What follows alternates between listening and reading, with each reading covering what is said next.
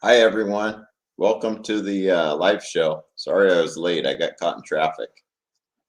So it wasn't as live as it was supposed to be. Hi, Cecilia.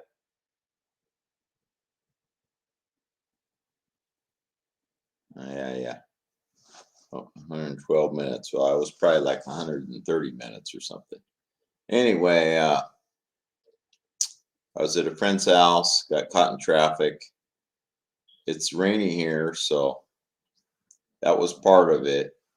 But people in the Bay Area don't know how to drive. They get in the fast lane and go slow nowadays. I think this is the new millennials and Gen Zs and all these kind of people. Ah, okay. Well, I didn't post it till today that I was going to go live, Cecilia. So that's the thing. I'm doing fine. How about yourself? Still in Canada? You're in the East Coast, Canada, right?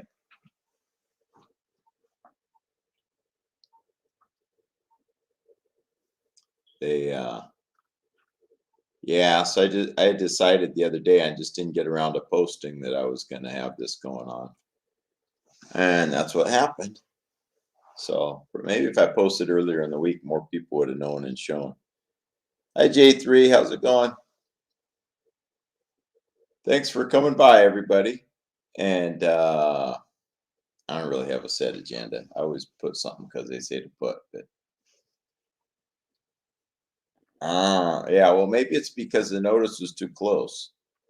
It was like about 4:30 or 5 p.m. that I posted this that I was going to be on, Cecilia. Oh, yeah, yeah, you're in the Middle East. I told somebody the other day I would like to visit the Middle East, like, Montana. And not the Middle East, like, these places where they have a backpack and blow everybody to smithereens. Heck no. I'm not that I'm not out of my mind.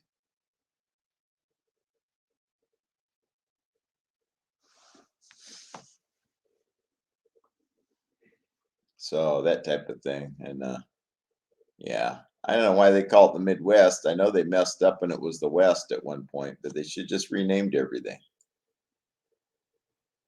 Call it the middle or the center or I don't know.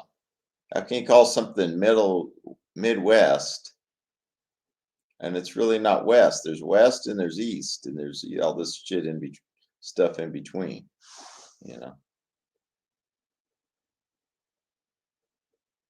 Oh, okay. You know what? I think I did get your email, Cecilia. Yeah, thanks. I did get that. I get so much email. I'm browsing through this stuff and just it registers and it doesn't because there's so much going on. I'm gonna reorientate this live show thing one of these days because I got a new table to use as a desk, and this light behind me is problematic. I have to put a tiny bulb in there. I can't see jack in the room, otherwise it looks like it just is too bright. These cameras pick up too much of the light. And anyway, I'm going to use a little table for like a desk to have the computer. It's more at like a height of like a dinner table or something, a little square table I got.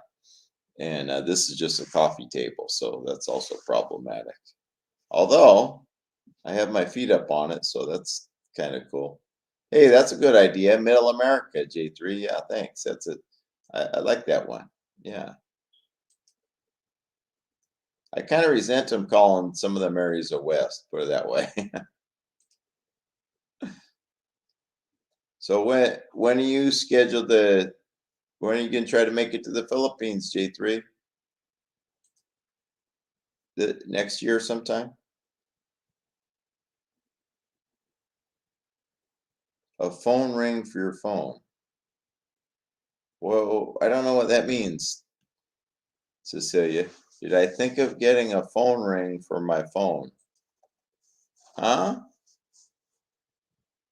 I don't know what the question is exactly. You lost me in that. Hi, MB. Thanks for coming by. I don't have a strict agenda of things to say, but if somebody wants to come up here or we could talk and chat. whatever. That's fine. I can put the link if anybody wants to come up on lay panel. I did connect with somebody that is an SLO, San Luis Obispo. They call it slow because they don't like saying the whole word all the time.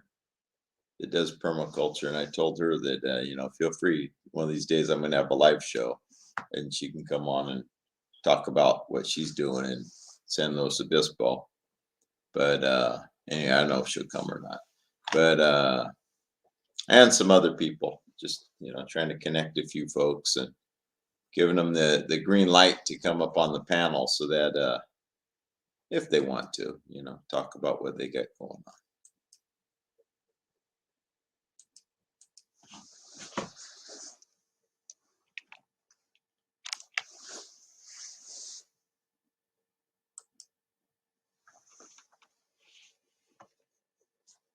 And I think Hapsters has a live on later, so we can go on there and talk about nothing all night.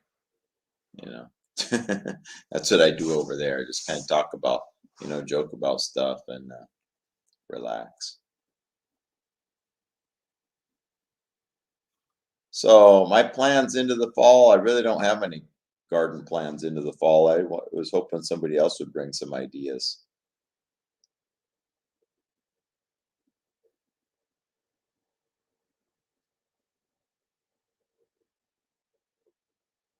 What contest?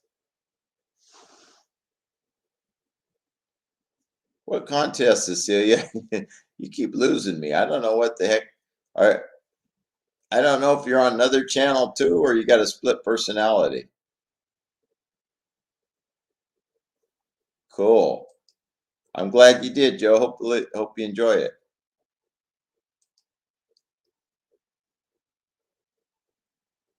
I've been trying to share that out.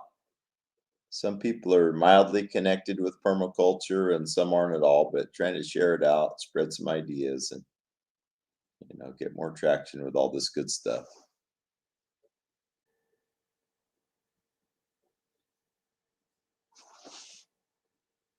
Who's having the contest, Cecilia? It's not like Bear or something like that, is it? I don't want no GMO seed. Oh, okay. Well, that's a shame. I guess all this pandemic thing messed you up, huh, Joe?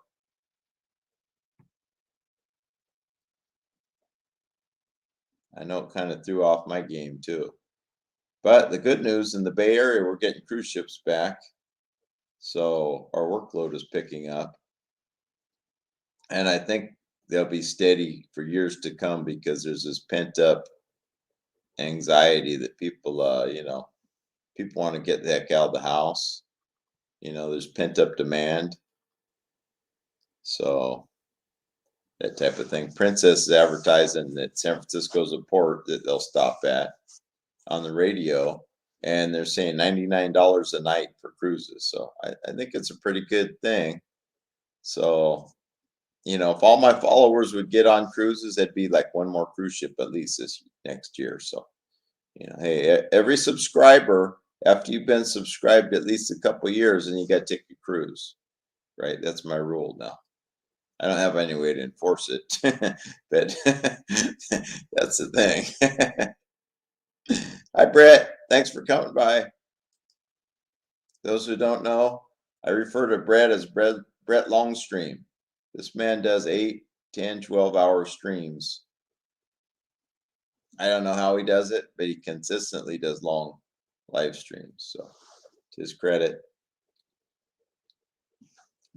it's incredible. I have a hard time going an hour and a half. It's like, yeah, man.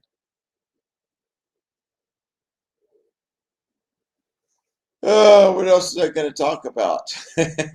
Besides almost nothing. Gee, I just can't pull things out of air as good anymore. Let's see. They talk about the imbeciles on the road. They don't drive fast enough. I don't mind if people drive slow. Get over so the people that want to drive quicker can go. You're plugging everything up for the rest of us.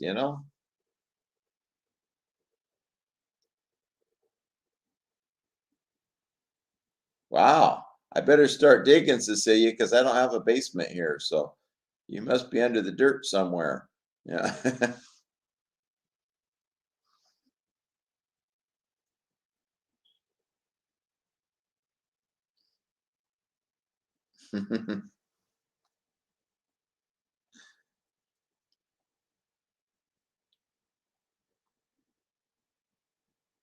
In the basement.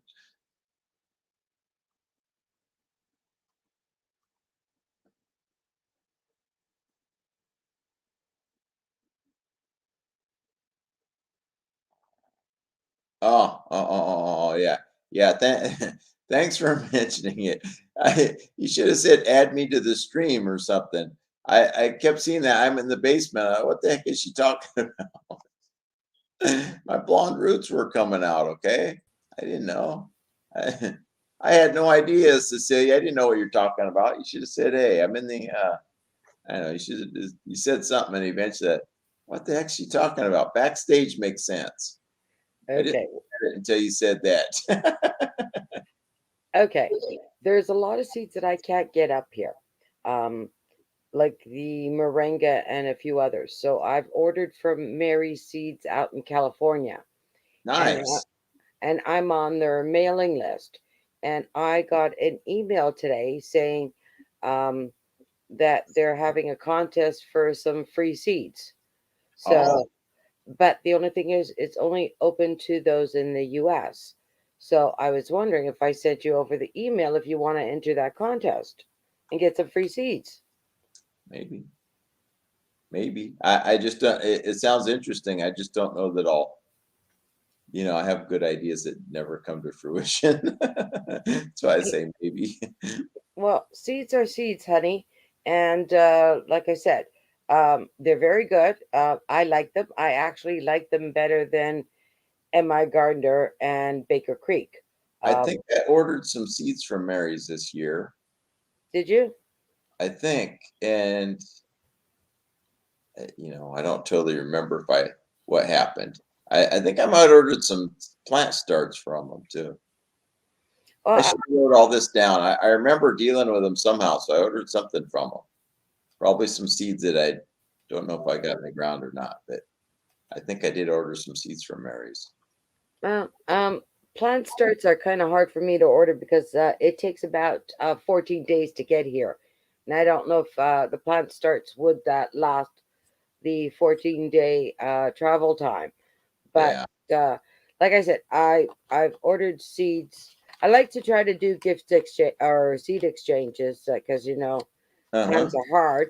But I love my merengue, so Well, moringa's kind of a tropical now, right? yes, it is, and it survives during the summer. Unfortunately, when it hits fall up here, that's when it dies. I've been trying to make it survive. And I Hmm. like Mary's better than the M.I. Gardner. Sorry, than the Baker Creek because the Baker Creek it was called the miniature and it was very small and the stems were pretty bad, like really really thin. But the ones that I got from Mary's, it's about a half inch stalk, so that's not bad. And I get the offshoots, and then it just gets a little cold a little bit, and it doesn't like it. But throughout the whole summer, I got quite a bit of leaves, and I believe in it. It works for me, and I have a few friends that unfortunately are going through some cancer issues.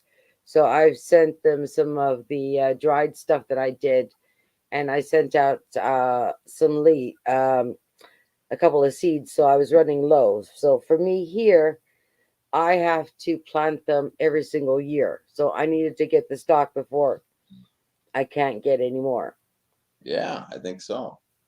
But where you live, you should be able to get to plant them. Yeah, we do get some frost, but we're 9B, so we're kind of, some people in Florida are 9B somehow. So I don't understand all I know about that, but that's around the same temp as some Floridians. So Well, it doesn't like the cold, and because it doesn't like the cold, I've put on the heat a lot sooner than I normally would. I would normally go for a couple more weeks, but in the How last tall do you make it? How tall does it grow over there? right now it's one is 5 foot and one is almost close to 6 foot. Because I'm wondering if you're to whack it back to a couple feet and have kind of a cold frame, if you could make it survive. Well, That's part of what I'm thinking. Because there was a guy that lived in Chicago. He's talking 20 below and all this. That was growing like lettuce and stuff in the winter because he had a double panel, double sheets of separated by air gap in his greenhouse. And then he had some buckets of water and stuff like that, but he didn't use any energy to heat it. well, I had a miniature greenhouse. Unfortunately, the plant's too big for it. But I ordered another one that I just received, which is much taller. So it's an indoor greenhouse. So I'm going to try putting it in the greenhouse and see how it does. I'm trying to think of what that guy's channel was. It seems like he quit adding videos. The guy's name was Patrick, and always had a cat on there. I don't know. He's a great example though of what people could do. As it blew me away. He did, he never put heating in there, as far as I know. Well, put it this way. They say you couldn't grow moringa up here, and I did grow it. Just because someone says you can't do it doesn't mean that you can't. So Yeah, I give it agree. a try. I agree. They just have to find a way. There's a guy in Nebraska that's growing citrus without heating his greenhouse. Well, I've got it. Some tangerine and some orange, but they're only about 1.5 feet tall. But I grew those from seed, so they're working on its second year. Wow. I've started things from seed, and then my lack of care and diligence with it, is they usually die out. I had a few different things growing before like that. Usually I Well, get busy, then I forget about it, and then it dies. That's usually what happens. the last video that you put out, which is quite a while ago, so we need an update. But you had some really nice plants growing out there, and then you took us over to a friend's place, and there were some really nice flowers there. Yeah. Now, getting back to the ring, there is a light. Okay. That's a stand. There's a light that goes around, and then there's a spot where you put your phone on it. So that way it has constant light to it. So you don't have to worry if you're too much light or too dark. It sort of regulates it. What happens? It looks like people have white pupils. It's like they have white in their eyes. It reflects in their eyes. I see it all the time in videos. The lighting isn't right as far as when it reflects off their eyes. The other part's okay, but it looks really strange. It all depends on where you place the camera and the light. I've seen that a lot, and I'm like, oh, they got one of them lights, because you can see it reflected in their eyes. Oh wow, that's like the blind guy in Kung Fu, the old guy. Grasshopper, walk on the rice paper, type of thing. Cool. I didn't know what you meant at all by ring. Ring? What you talking about? Ring? That makes sense. Yeah, no. I know a few people that do their live broadcasts with them, and again, it's depending on where you place them. Yes, some of them you will see the white around the irises. Others you don't see anything at all. It's again playing with it, not looking directly at it, but sort of have it a little off. Up in the corner or something on diagonal. Okay. I think what I'll end up doing is I'm going to put my table's going to be against the paneled wall. So then this will be kind of more of a background anyway. We'll see. I'll adjust as need be, but it's weird because I have the light on, can't see jack with it. It's just you can kind of see the wall, but I can't see nothing with it because Well, the room's really dark. actually, your lighting's pretty good today, so whatever you did, it's good. Yeah, I mean, it looks good in the video, but I'm just saying that for inside the room here, I can't see nothing with it. But otherwise, I'm sitting in the dark with the video. So that's I put a little teeny tiny bulb in there. So it burns this as much or more than the other one that casts more light, but I realized it was too bright. Partially the technology is too good. It picks up all the light, you know. So what have you been up to? We haven't gotten a video lately with any updates. What's up? What's happening? Not a lot. I've just been working.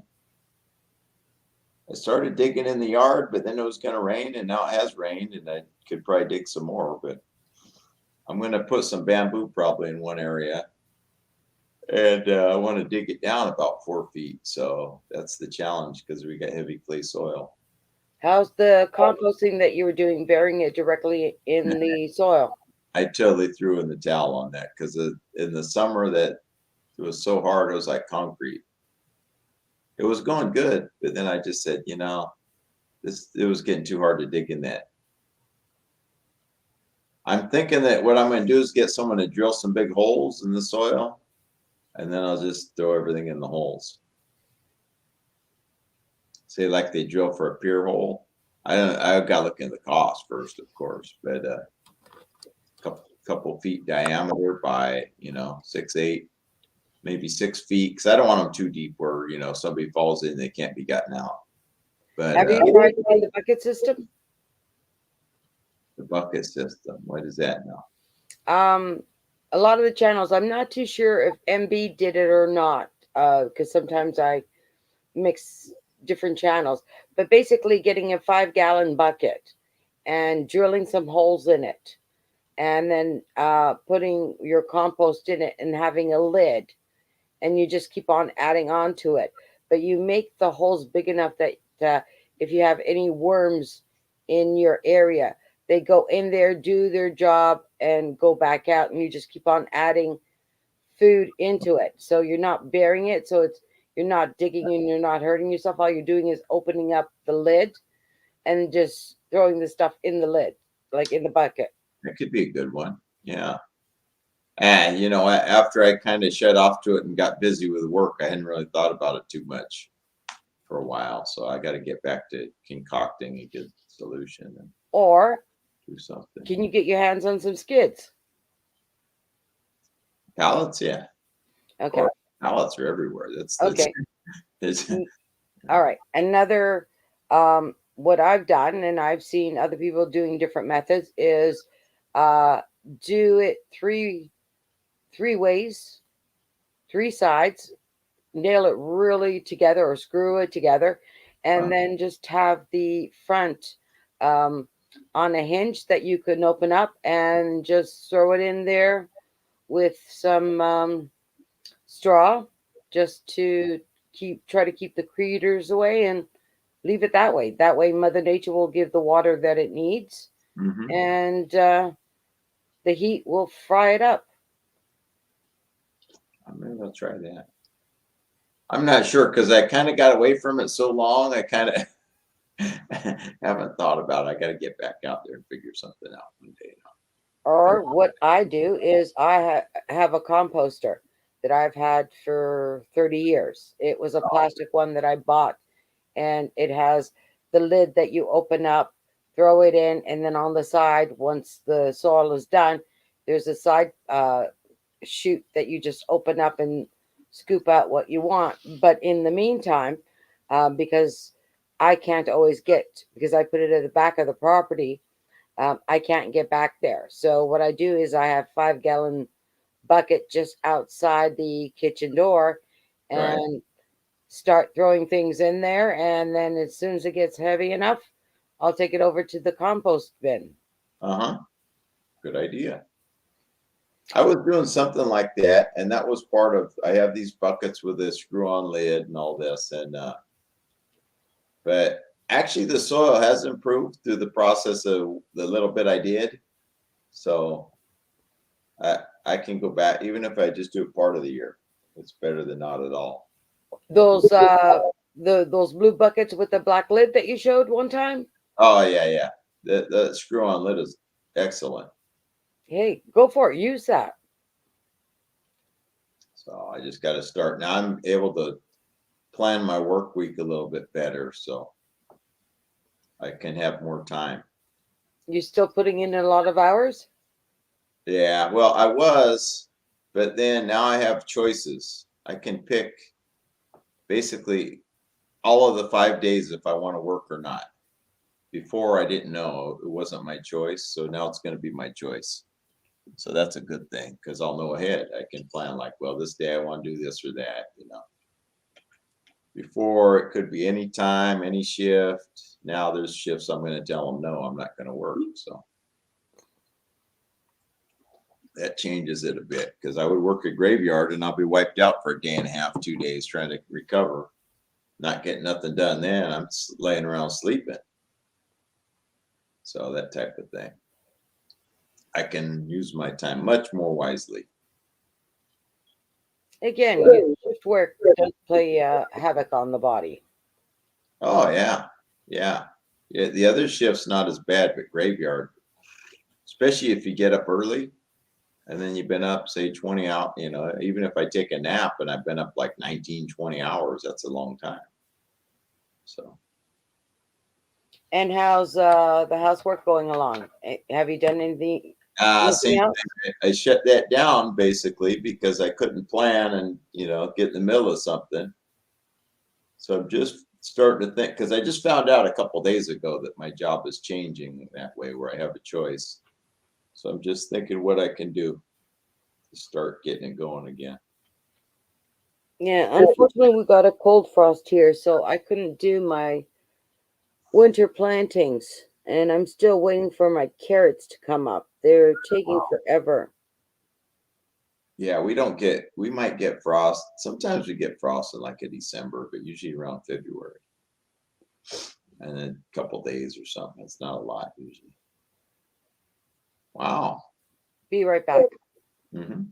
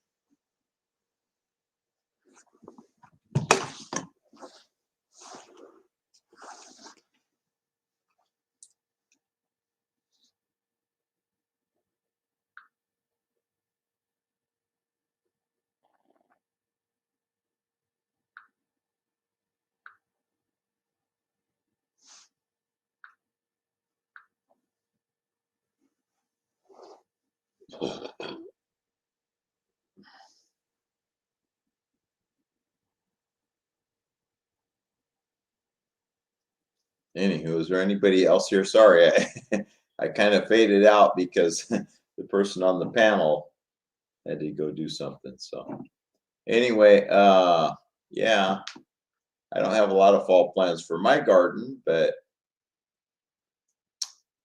what I'm kind of doing is supporting invisible structures. In other words, kind of community-based economics more right now. There's some things I support around the end of the year, like the Potters Guild in Berkeley and stuff like that, that kind of support some community economics.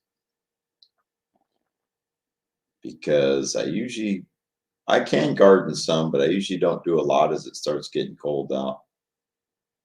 California cold, by the way.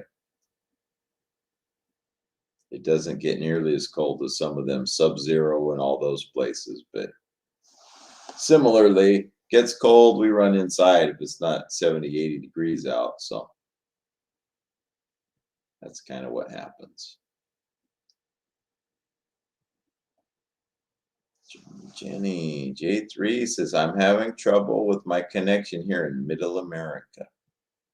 I like that phrase, Middle America.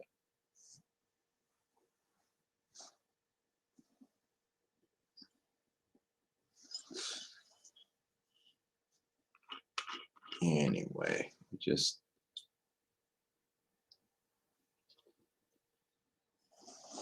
rolling along here, rolling on the river. Oh, just lost my balance. So lean back on the chair anyway, like you're not supposed to do. Anyhow, for people that want to do a live show on their channel, I recommend going to StreamYard. They have a really good setup. That's what I do. You have more options than some other ways of doing it. And who recommended this, because I was looking for some kind of option that I could do more, is Howie from Food Forest Permaculture. Howie Jones, I think. He's from Canada, west coast of Canada. He's got a website. Talk about what he does. He's also got a YouTube channel, Food Forest Permaculture. He does a lot of good stuff. He's been kind of sickly in the last year or so, but in any case, he can tell you all about building compost the easiest way you can, and this kind of thing. He has what he calls a pathway soil bank, where you build compost and build soil, make compost to build soil. And anyway, he gave me some tips on getting on StreamYard. So I thought maybe should share those, I'll share those around. 0. I'm not even counted on my own live here now. I'm not even watching myself, I guess. Crazy. And I just got.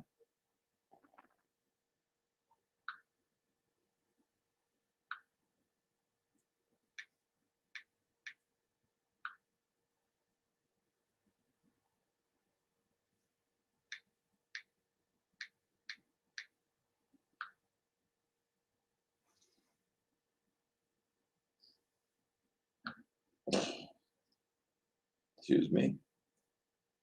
Yeah, so somebody from work is asking me if my status at work really changed, and yes, it did. So now I can shift around how I do things, create more open time to finish some projects and engage in some projects I have. And that's a good thing. So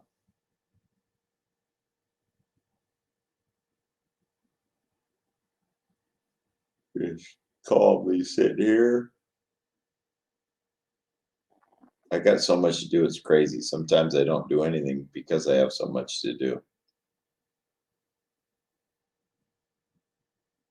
But I am digging the yard to put sort of a swale where I'm going to put some bamboo, but I'm thinking to put them in half barrels, so I have to dig it even that much deeper.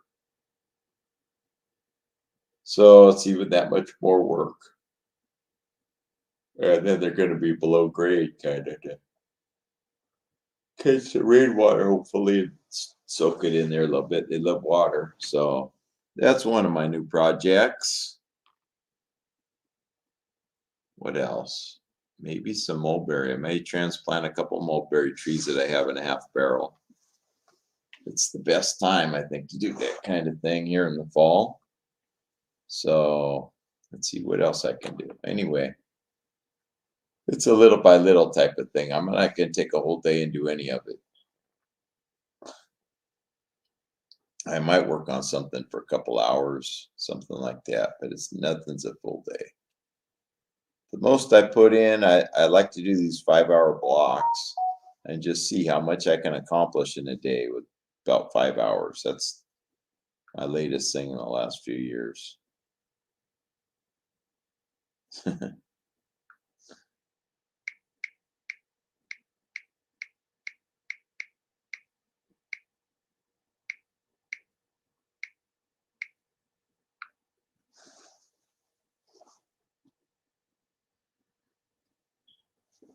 That's the thing. I'm not doing 2, 3 days in a row digging. I might go out there and dig for a half hour and then go later the same day a half hour.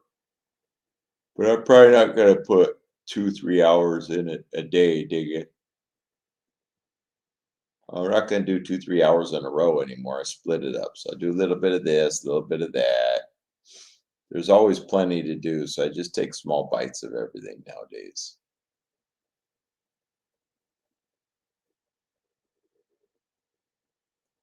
And it looks like I lost our what do you call her? Co-guest here, whatever. Sorry for that. Oh, no sooner did I say I lost her than she came back. I should have said that sooner. I said be right back. Well, Mother Nature, you I, know. I, I talked a little bit, and ironically, just as I said, it looks like I lost my is it host or guest or something. I mean, not even 20 seconds later, you said hi. Call of nature, whatever you want to call it. It happens. It's part of life. Okay. So hopefully no one took offense in that wording. You know what? Nowadays, somebody's offended at anything. Too bad if they don't like it. You could say boo and someone will be offended. Yeah, somebody be offended by my name. Too bad. Get over yourself. Why would Not they get official offended when by you your said name? who you were. They lied. They're just trying to build you up. You took it too personal. Took it too much to heart. Idiots. The world isn't about you. Yeah. It's about, No, really? I it thought is, it was. but it is about me. But no, it's and we have this. You know what the new epidemic is? This stuck on stupid thing. Quick and wrong. Let me do everything quick and wrong. No, do it slowly and do it correctly, please. It's going to take me twice as long to wait for you when you're doing it quick and wrong 3, 4 times. Just do it slow and correct. Save me time, not rush around. I've been in several situations lately where this stuck on stupid frame of mind kicked in for the other person. It's frustrating. Ron, lately, a lot of people are just plain stupid. Sorry to say it, but people are just becoming plain stupid. I don't know. Not using common sense at all. I know that people like to blame Google, but there was people like this before Google. I don't think I think it's mommy and daddy doing everything for them. I don't think it's Google. I don't know. Lately, people just don't seem to use their common sense. Or they'll tell you one thing one day, turn around and tell you something another day, and then say, "Oh, I don't remember saying that to you." It's like, duh, wake up and smell the coffee. That's right. Terrible. The most terrible generation coming up. They're not all bad. I've met a couple that either they're okay or they pretend pretty well in my presence. They're Well, either good or really good actors. a a lot of them are coming out with save the planet, but all good talk, but nothing to be put into action. Right. As long as they don't have to do nothing but type on their smartphone, everything's okay. Yeah, or do lives or appear on TV. We got to take care of the planet. But okay, fine. We all know we have to take care of the planet. But what are you putting in place in Yeah. order to do that? Only airhead solutions we hear about. Yeah. Some little girl flying all around the world, polluting every goddamn place. bitching about shit. And I get it, but what does she know? She's a little kid. How does Oh, I she know like the what I gotta 12. do to get by? I'd love to be able to, burn no carbon and have a good life, but I'm not gonna live like a peasant to do it either. That's the thing. I mean, she can't have the right frame of reference as an adult. She's not an adult. You mean the 11 and 12-year-olds that are going to save the world Yeah. that don't know how to brush their teeth even yet? Yeah. I mean, they haven't even been to work. How do you know it? They're going to be part of this narrative. Oh, everybody's going to retrain. No, they're not. You're not going to retrain me to be a programmer at 56. Give me a freaking break. There's jobs that aren't going to fit into all that narrative. This thing of everybody having an electric car doesn't fit in. I mean, how about if you're not a homeowner?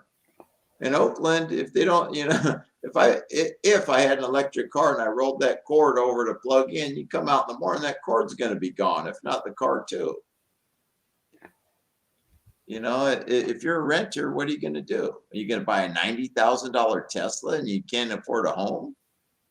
So there's a lot of crazy stuff they're putting out there, like, oh, this is the real. Give me a break. It's not real. People are going to hang on to their cars for one thing because it's economics. You don't let them buy a new one, they're just going to fix the old one. And practicality. Why don't they just make a hybrid that gets a lot better mileage? Because look, I'm gonna come home one night and I'll go back out. Let me take care of some stuff. I'll go back out and plug in the thing. I'm gonna forget, get up in the morning, the freaking thing's dead. So I'm sure I'm not the only one that would happen to. So therefore, I want something reliable that if I forget to do that, I can still get to work or wherever I need to go. I'm not getting on mass transit. It's not safe. That's why people don't use it. It's not safe because of the other people that jump on it and are Well, at the mass transit areas when you park or whatever. I take what you call mass transit. But then that's if I'm going short distance. If I'm going long distance, then I'm using a service that's called Wheel-Trans, which is a people with different types of handicap can use. It's part of the transit system, but Right. separate. They got something like that here for like older people and like you're saying, people might have some disability or whatever. I Called can barely walk, I can barely carry, and I use a walker. right. So they have something along those lines here for sure. And but they've also got the regular bus, and the regular bus, it's a bunch of crazy people on it when there's people on it. They have BART in the Bay Area, it's like a train system. Yeah, but somebody's gonna either mess with you at the station, mess with your car. That's why people don't use it. And then it's filthy. The homeless ride around in it. So they don't, you buy a ticket, if you buy a ticket to get in. They live in the thing, or they were. Things, smell like an old rat or something been living in it. And it's a lot of things are disgusting about it, but the primary thing is the safety Well, because of the other humans. It's not that the train itself isn't safe. well, I don't know about your area, but in our area, we have transit police. They have BART transit police, but you know what? When you get to a place like Oakland, give me a freaking break. I'm not parking my car in Oakland to go to the city, leave it at the BART station. That's just a recipe for somebody mugging you or jacking up your car. It's going to happen. It's just the way it is, and that's why a lot of people won't ride it. And I know some do, but and maybe if you're in the main flow of people, nothing will happen. But what happens the time you had something else to do or you got out late and then you're in because you get in there when there's nobody around. There's nobody guarding that parking lot. They got cameras, but I mean, give me a break. Nobody's gonna run out of a booth to go save you. So I mean, somebody smashed my car last week in Oakland again. It's the second time in several years. because I stayed down there part of the time. It's closer to work, and I come out. I'd worked a graveyard on Thursday night, so then I came out, and on Friday, basically Friday afternoon, it was like 1:30 before I went outside. I was going to go somewhere. Oh, great! My window's smashed. So it's just people just they have a kind of a ghetto mindset and they'll destroy things just because, I guess. They Again, didn't do anything. it all depends on the area that you live. Yeah, Oakland. It's a you can't have people ride transit in Oakland. It's just that simple. It's not safe. They're not going to do it. But isn't that where the other house is that you stay in? Yeah, that's right. And that's where two of my cars got their windows jacked in 5 years. There's always problems. There's always criminal element trying to screw things, and part of it just delinquents, right? But then people screwing things up, robbing people. I don't stop hardly at a store in Oakland because they get people. When are you planning to move into this place full time? It depends. It just depends. I got some other connections over there. Why I stay over there, but Yeah, I know. You told me you were helping out the homeowner. kind of, kind of. There's some connection there, but anyway, I don't know. We'll see. I'll have an opportunity more now because I can pick when I work. But I just found out 2-3 days ago. So I got to figure out how I'm going to work all this. Well, if you could pick the schedule that you want and the times that you want, Pretty much. I can pick that some jobs I don't work and some shifts I don't work. then that will allow you to stay in this home that you're at now. Yeah. So it's just a matter of getting it together. I got some projects to complete here that I just hadn't even thought about for a while because of that. Then I just realized, like, wow, I could start doing these things now, get everything done. Yeah, and then you were saying that you were thinking of renting out a couple of rooms to help you out.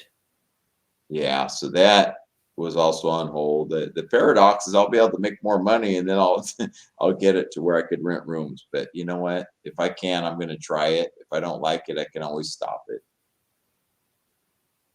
That's the thing. I understand. When I moved back into this home, um, initially I had the opportunity to rent half of it. But then with the construction next door and then half of my stuff being taken during the move, um, I decided I like living alone. Financially, it's hard, really, really hard. Yeah. I Uh, just figured give me Personal more wise, options. Plus, rents are hard. It's hard to pay rent around here. Assuming I get the right person, they could get kind of a break because, oh man, it's very expensive now with all the now some of the techies left, but with all the techies and stuff in the Bay Area, it's insane what they want for rent sometimes. well, that's why I still have my house. Because if I wanted to rent, I'd be paying more than what I pay to maintain this house. Mind you, I just got my new tax bill and my new garbage and water bill, and it's like doubled in price. And it's like, I have not increased my usage whatsoever. I take out garbage once a month rather than every 2 weeks because I don't have garbage per se because I'm recycling. If I'm not recycling the food waste, I'm recycling the cans. Other Right, than that, I don't have a lot of garbage. A little bit of dust when you sweep, but that's like peanuts. And right. the odd little wrapper or something is, I've got like the smallest bin you can get. Okay. And it's costing me $100 a month Wow. for disposal services. I think it's less than that, but I'd have to see the bill again because I Oh paid. no, it used to be free. Then it went up to $60 during the summer. And now this bill now, it's almost $100. Wow. And I feel like telling them, well, you know what? Everybody puts their garbage out every week. I put out my garbage and my recycling only once a month. But they charge you by the week still, or It's like a flat fee for the month, and they don't care how much you put in. Oh, you know what I like on top of it? I don't put out any big items, but I'm getting charged a big item surplus. And I call them up and say, I don't put out big stuff, so why are you charging me this extra? Oh, we charge it to everybody. But why? I don't put any big items. Why should I have to pay for big item pickup? I think with us it's just all included in the price because I don't remember reading that they listed it separately, but we all pay for it. You get No, a year, we you used to have it, uh, you take know, away. but now they're listing everything. And again, I don't use this service. Why should I be paying for a service I'm not using? I tried to get off the green waste thing and got the total run around. So I kind of gave up because the company sent me to the county that said, "Oh, you don't have to have it here," and everybody's passing the buck. Nobody wants to say you do have to have it. You don't. What you have to fill out to not have it. It it's crazy. They're just like their attitude is just pay it basically. I Yeah, know, it was only $11 every few months or whatever, but I just thought, why do I want to pay the $11 if I'm not using it? Right. So I got the runaround. When you talk to somebody that says, well, I don't know, and it's clear they don't care enough to look it up or, call somebody else in the county and try to find out. They just don't care, you it's know. government. I've been trying to deal with the building inspectors Though, in this area. somebody would say, It's a I don't pain. know, but I can refer you to someone who may know. And now it's just like, I don't know, like that's supposed to be just go away. Oh, I And like it when they transfer you to somebody who says, well, that's not my department. We have to transfer you to someone else. In the meantime, you're waiting anywhere between half hour to a couple of hours just to get a hold of them. Or what I like best, okay, I changed my server. I'm not too happy with them because what they did is they made my phone private rather than my number showing up on people's phones. So every time I call a government office, I wait and wait and wait. As soon as they see it's private, they hang up on me. oh wow. And there are companies that I will call because my number shows private, they won't even pick up. Wow. I had to explain to my pharmacist because I was calling her and she didn't pick up. And I said, well, if it's so private and it repeats itself twice, like I'm calling you twice, that is me. I didn't know that. Like here, they probably have it there too. For the landline, there's some kind of a crazy thing, supposedly the landline that you have to have the modem. Well, I don't leave my modem plugged in. So I'm like, no. They set me up, give me the whole runaround because they didn't want me to have that kind of a service, right? And they didn't say that. They just set me up in whatever they thought they wanted me to have.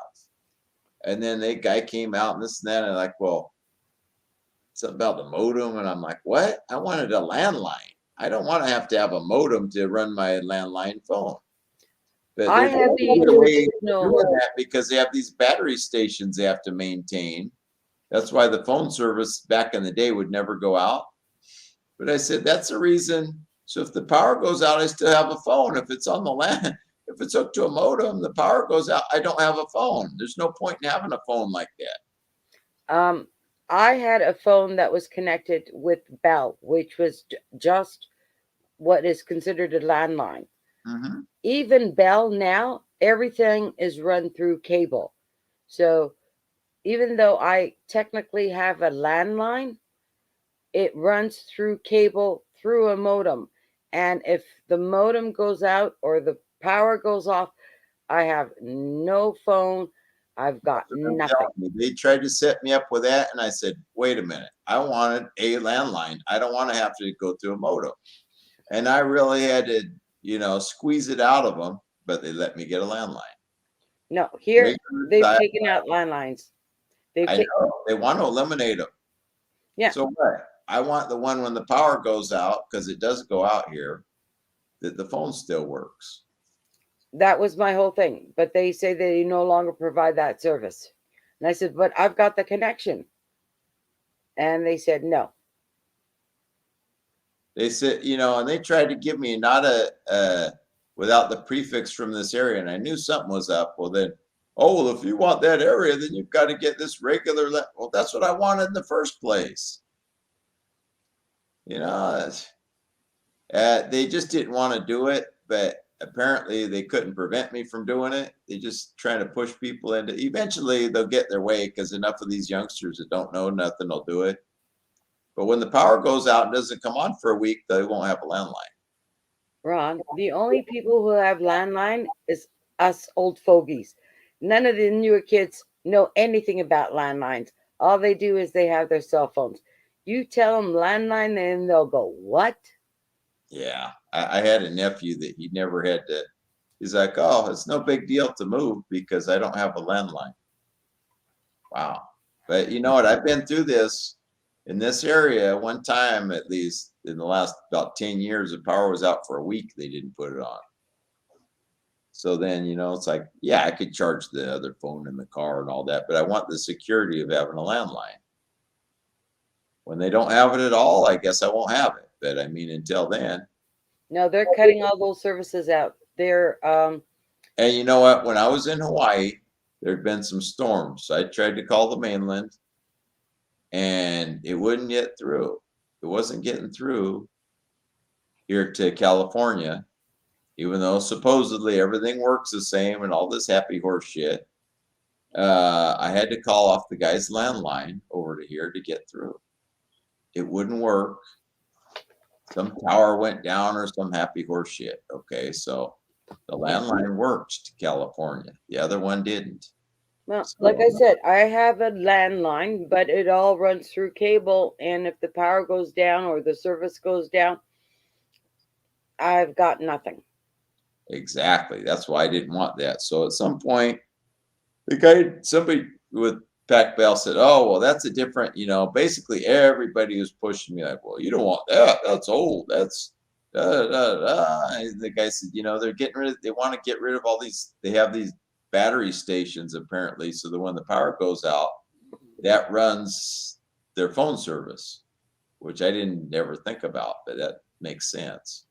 But they I've don't been, want to have to deal with that. They don't have to deal with all that maintenance and everything and whatever's involved with that. So that's good habit. Thanks for coming by. And yeah, so I went through a journey just to get that.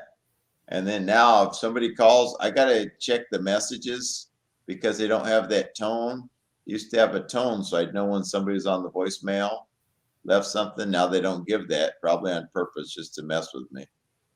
oh, no, that's considered an additional feature and you got to pay extra for it.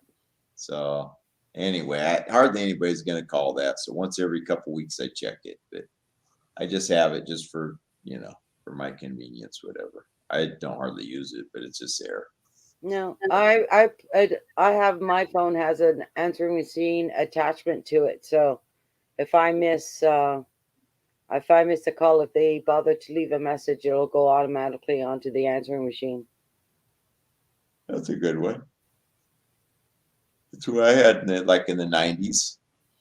And then I went to this voicemail thing that they promoted. And then, of course, I didn't have a cell phone for years and years and years. And people had them. And, okay, well, good for you, type of thing.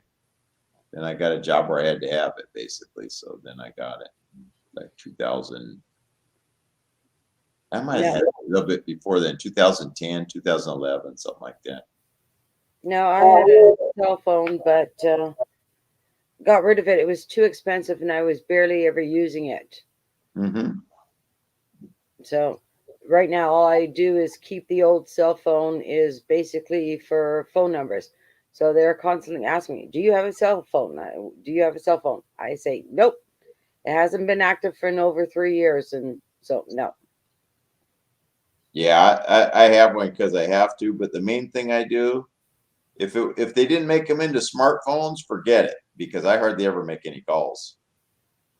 I'll be here and I'll put something on YouTube and listen to it because a lot of it's actually audio. You know, they call it video, but most things are audio that I listen to on there. So I'll put something on and have that while I'm doing whatever.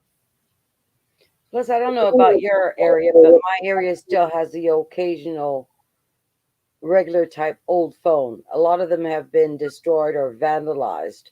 Um, but there are the occasional phones. So if I need to make a phone call, I Oh, you know where to make them. payphone like?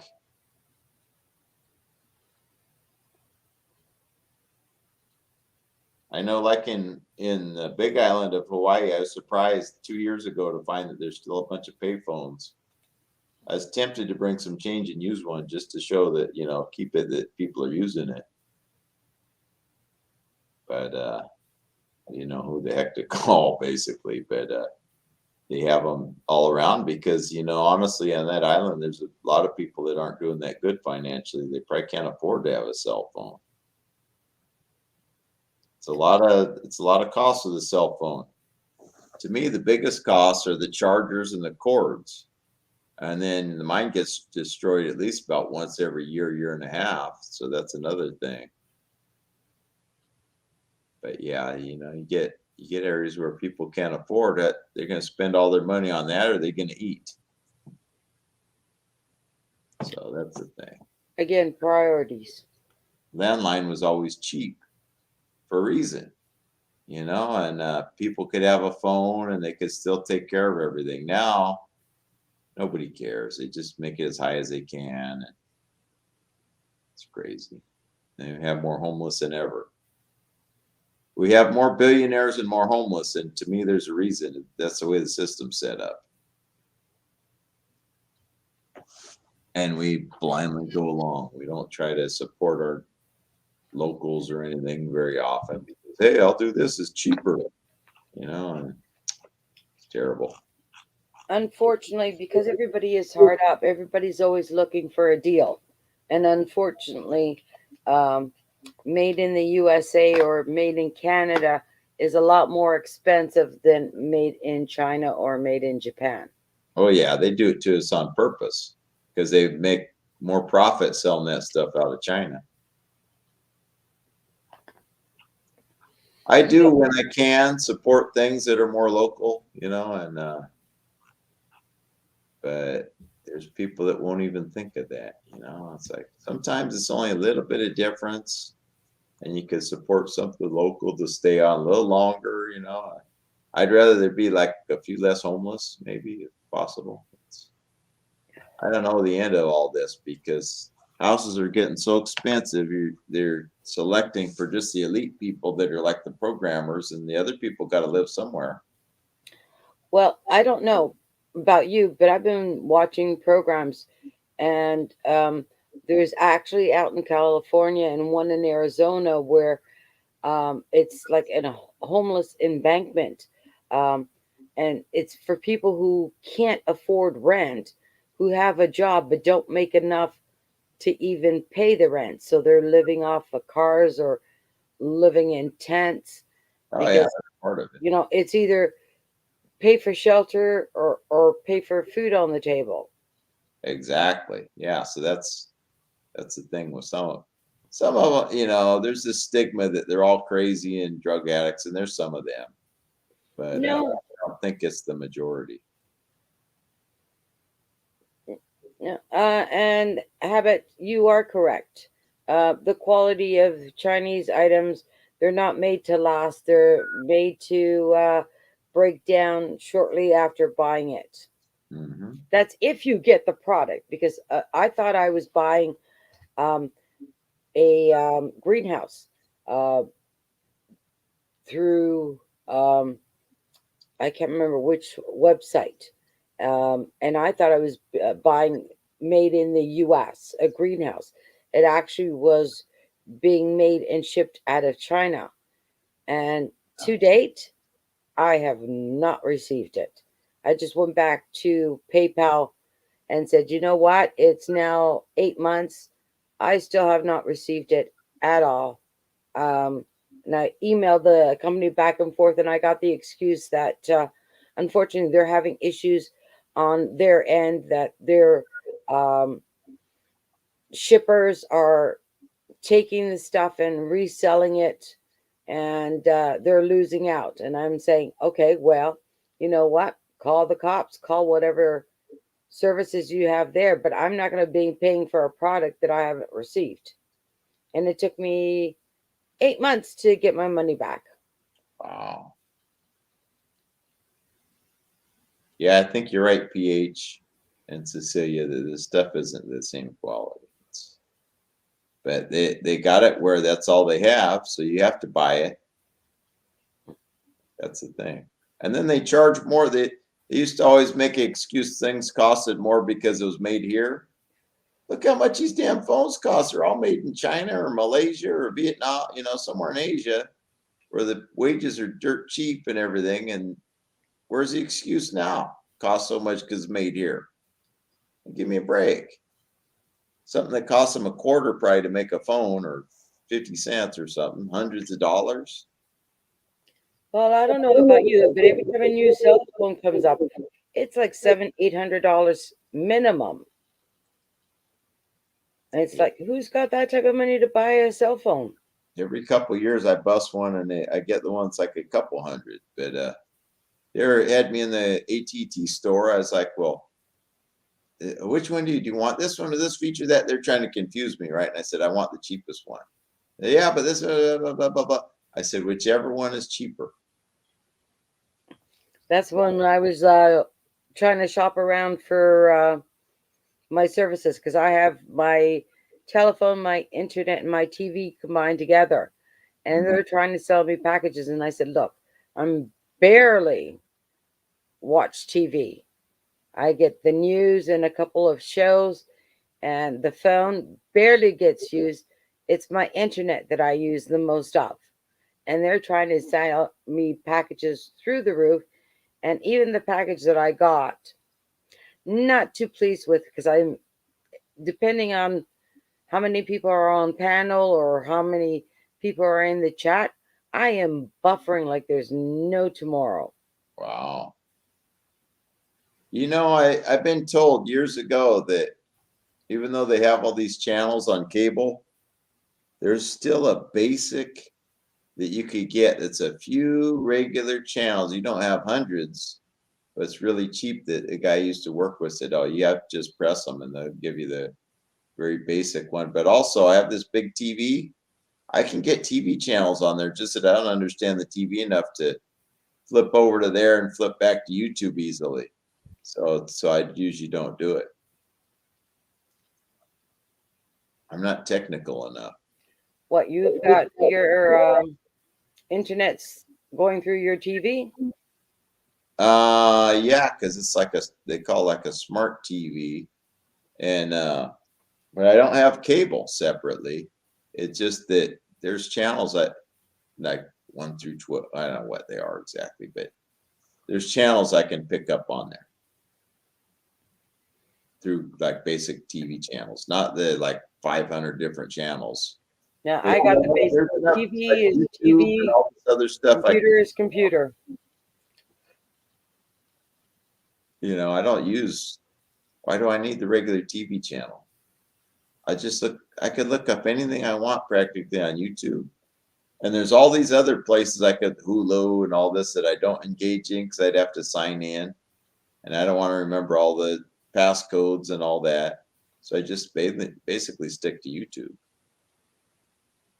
No, it's when you live alone. I keep the TV on as background noise some days while No. I'm doing stuff. But the only thing is, they did a new feature to it that if you don't do something with the TV, it goes to sleep. That feature I hate. All the thing, do you want to keep watching?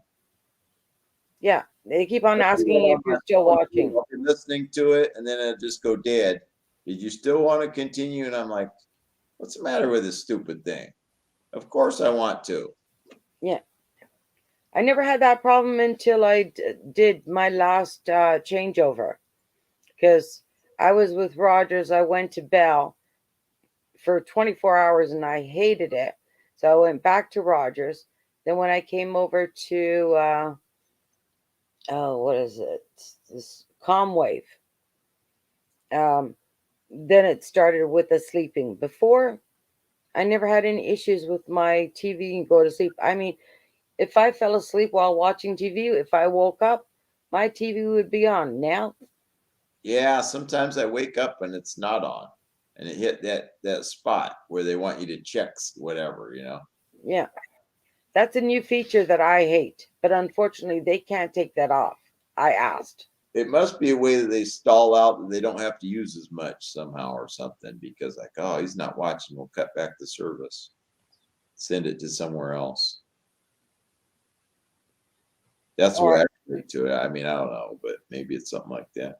no, because every once in a while they have a telethon of some old programs that I like watching. So I like to put the telethon on um, while I'm doing some stuff. And all of a sudden, it's like you have to run back to the TV or you're going to miss something. And then some channels that shouldn't be, like I used to, because I was working these weird shifts a few years ago, I'd put on the meditation YouTube. Most of them don't have any commercials, but this one, all of a sudden, I about jumped out of my skin because I'm laying there out of it, kind of partly asleep. And all of a sudden, a commercial comes on, they're yelling about something. I about jumped out of my skin. Holy Christ. Why they put that on this? It ruined the Um, whole meditative effect.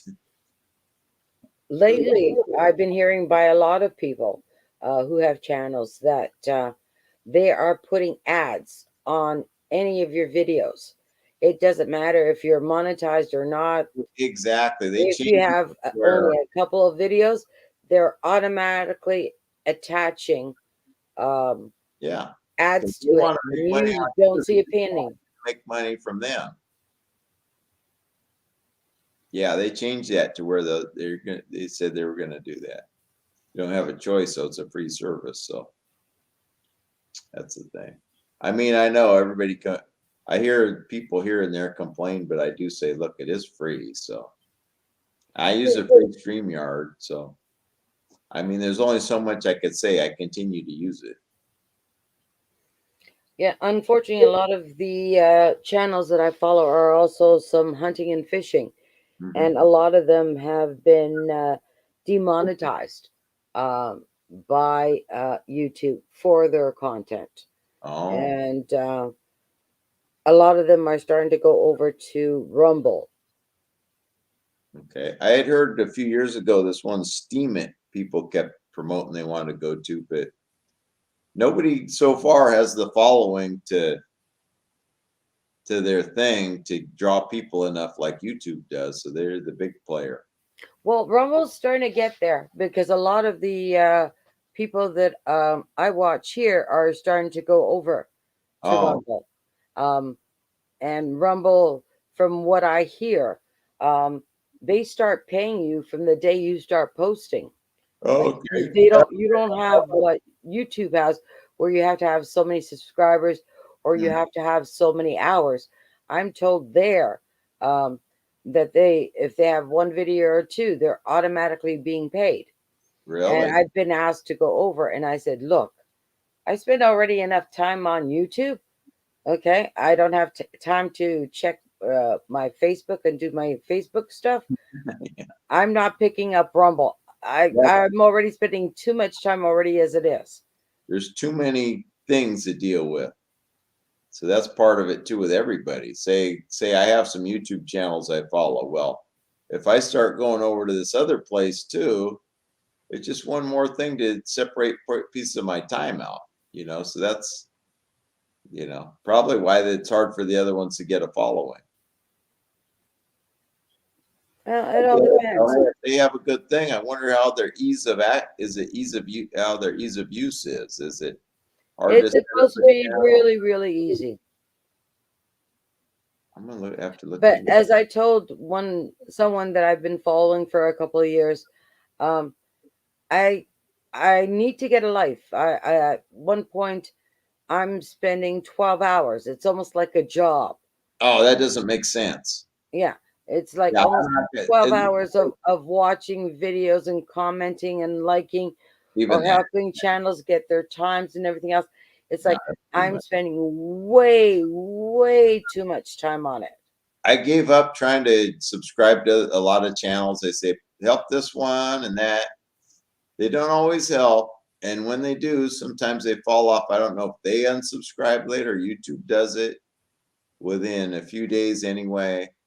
And I had probably, I don't know how many hundred channels. I couldn't keep up with it. So I had to cull it down to maybe 20 channels. Sorry to everybody, but I mean, I can only follow so much. And I'm not going to be running here and there to just watch videos and help this and help that. There's a limit. Well, That's why I don't post that often too. I get where I have a block of time and I feel like making videos, I make them. The other times I'm like, well, I'm too busy. no, and unfortunately, a lot of people post 3 or 4 videos a day. And then, So on those channels, I go and I'll play one video because I do have a lot. But then I had other channels which I watch constantly, and I watched a video. I got a notice that she posted a video. Later on, I went back onto her channel, and it showed that I was unsubscribed within a matter of an hour or so. uh, So something's happening on the YouTube side because I didn't unsubscribe, but I got unsubscribed. and you know what? Somehow some of these companies know that you're getting traction because I keep getting email. I'm assuming they're legit emails that say, we want you to promote our product on your channel. And I haven't responded to any of them. I don't know if they're legit or not. Go for it. Assuming that they are legit, even with my low amount of subscribers, they know that I probably would have had more, but YouTube's throwing them off, so I don't get paid. I think. You know what? Go for the reviews. Do an honest review. What you think. I don't And want. it might be some items that you might need for your permaculture. We You never do, know. we do video editing, and we do blah blah blah blah. There's been a few different ones, and hell with them, and they're gone Well, forever. I'm not saying about the video editing, but there are sometimes people will send you items for you to review and use and see Oh yeah, what your take is on it. nobody's actually done that. They'll send an email, you know, but that's as far as it's got. No, a lot of them start off as emails, and then as you correspond back and forth with them, then that's when they send you the product because they want to make sure that you're actually going to review it rather than just sending it and hope you will do it. Yeah, yeah. I've never because I don't. For one thing, I don't know if it's legit when it sends a blank and it doesn't even say Ron. Da da da. Then I think, well, is this legit? I don't know. So I'll delete because they're not directly addressing me. They're just saying some blank statement letter that they if they can't even now spend the time to put my name, figure out what my name is, and put it on there. It's probably I'm suspicious of it, and I just don't think it's. For the other thing, it's very courteous. You should have the person's name. It But would. then again, when I'm sending you emails, Huh? I type in Ron. You don't come up. You come up as RZ. RZ, yeah, because on MSN, that's the way I put it because I took my name off it, so it's just RZ. Yeah, again, maybe they just can't get it because, like I said, There's I put you in this in my world, if you get my name, give me a break. They're just not spending that extra minute. If they can't spend that extra minute to put my name, they can get some other silly son of a bitch to review their stuff. hi, That's lady coach. weird. You got they got to go. It's how you go about things. Like the guy that relieved me late on my job one day. Supposed to relieve me at the time or before because I got to get to the gate. I'm supposed to be at the gate at that when my shift ends. So anyway, he climbs out of the van and I said, "Hey, how's it going?" He says, "What's up?" Try to be like tough guy. Okay, well, heck with you then. I'm not sticking around to explain nothing to you. You're too tough to be nice or that type of thing enough. And then he's standing out there looking like, is that it? Yeah, Ron, it'd be like what's up is the new thing for the new kids. It's like, hello. yeah. I mean, it's a basic thing, if you like if you want my help, don't come off like you're trying to be aggressive to scare me. Just, oh hey, sorry I'm late. I could use your help. That's pretty simple. Hi, John. But anyway, No, but you got to understand the mentality of these new kids, okay? We're I'm still not the old yeah. generation. They got to get it to freaking together. Yeah, but you got to understand we're the older generation. We're the Right. polite conversation. But they need to get it together and get in line. Yeah, right now it's the yo, man, or what's up? Well, that's okay, but when, like I'm saying, that when you don't even have that. Hi, lady coach. Thanks for coming by. And who else? Hi, Balut John. Thanks for coming by. Yeah. The guy wanted to sound tough, but then he wanted my help. Well, you want to act like you're trying to intimidate me, but then you want me to stick around and help you when I'm on my time later. I'm not spending my time to help you.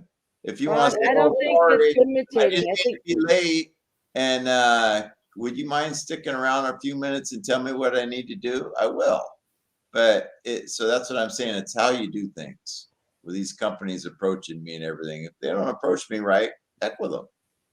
I don't care if maybe my help wouldn't, maybe my support wouldn't help them anyway. I don't know, but I'm not gonna. They got to do it right. At least approach me the right way. again, Ron, is your workplace in the area that is not so nice? You know what? It's a old school type of workplace, but old school is also you have some respect. You don't come late and act aggressive to the guy you're relieving and then want help. It could be their macho image that they're trying to He needs to get put over out there, himself. and it's But you coming know out what? the wrong Look, way. when I'm on my time, you need to get over yourself if you want my help. Because I can be kind. I'm going to make you ask for it though. I'm not going to offer it if you're late. If I'm already on my time, 3:10 in the morning, you better be nice and ask. Otherwise, I'm going home. You can be swaying in the breeze. I don't care because it's on my time. So I mean, I really don't care if they understand, but that's the way it's going to go. And that's the way it is. I mean, hey, you're going to come in late and then want my help, but act like you're too good or whatever to need it. Okay, I'm not sticking around to tell you nothing. Bye. But Well, anyway, it's totally just what I'm saying. It's the approach. Like the lady that helped me at the post office, she's in such a hurry to do everything wrong, 2, 3 times wrong. Then the person that was on break had to come back and help me anyway, because all she had to do was ask me a couple simple questions at the beginning. I wouldn't even have went to her. Wasted my time acting like, all this quick and wrong nonsense.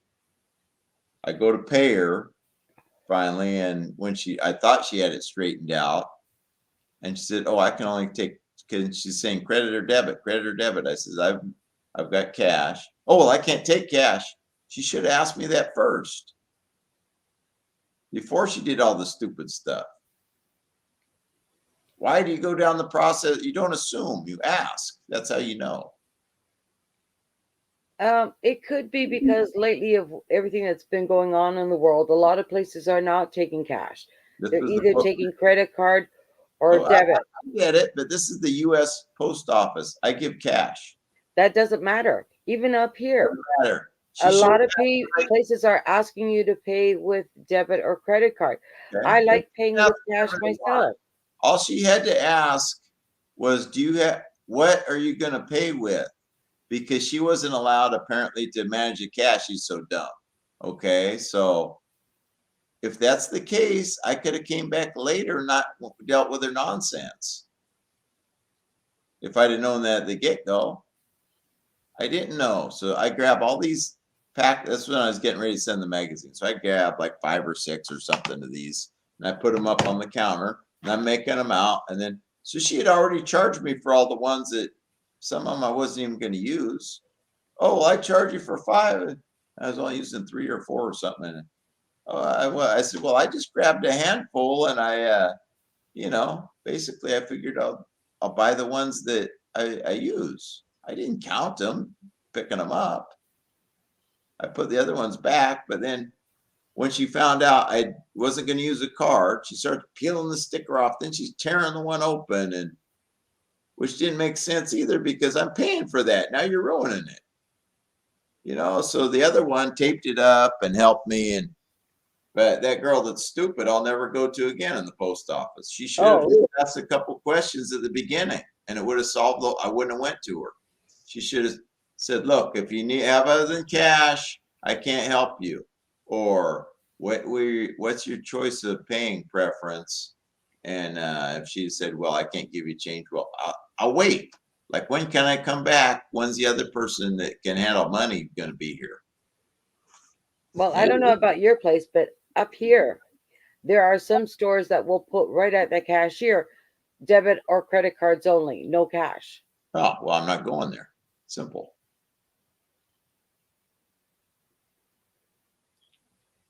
That's pretty basic. Yeah. If they don't take cash and I'm there to pay cash, bye. I'll find another store. They can have whatever rule they want. I'll frequent somebody else. Did you see the comment from John? It says, watching from Bakersfield, California, USA. I ran from the snow in North Dakota. Wow. Are you trying to be did you move all the way here, or are you just trying to get away from it for a little while, John? 64 people on Facebook. My recommendation, get off Facebook entirely. Don't get Zuckerberg. But, teach his own, I guess. I'm not on Facebook. You can't get me on Facebook. But that's the thing. Wow. Yeah. I hear North Dakota gets plenty cold. We don't get that. Well, I guess if you get in the mountains, you could get cold like that in California. You want to come up here? Oh, I don't like cold. I was telling somebody the other day, this whole thing about the 4 seasons, that's great if that's what you're into, but I was raised out here with a mild climate. That's what I prefer. I don't need 4 seasons and all this and that. If I have to be in a place that it's going to snow, that means I want to try to hole up in there all winter and come out when it gets warm again. I see you see these things on the news in the east where people are careening down the road. It's all snow and everything, and oh, no thanks. Wow. Wow, you could afford to buy something out of here coming from North Dakota? Did you work on the oil field, make a bunch of cash or something? And it's a 5-bedroom house with a swimming pool. I thought the prices out in California were atrocious. They are, but Bakersfield isn't the biggest area. I think it's kind of rural still. So, where I'm at, the Bay Area, look out. But there it's probably a bit cheaper, but it's a thing of like where you work type of thing, right? Nowadays, if I had that type of job, like a computer job, maybe I could live somewhere else. And that's cool though. You got a big old house with a pool, huh? What kind of what do you do for money? Be right back. Did you hear that? Yeah. Okay. Was I supposed to?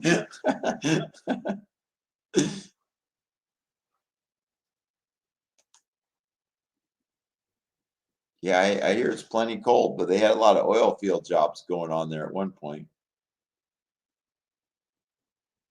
Oh, okay.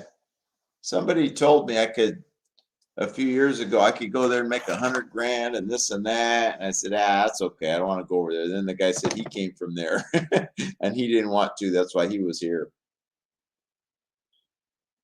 Oh, you lease a property. Oh.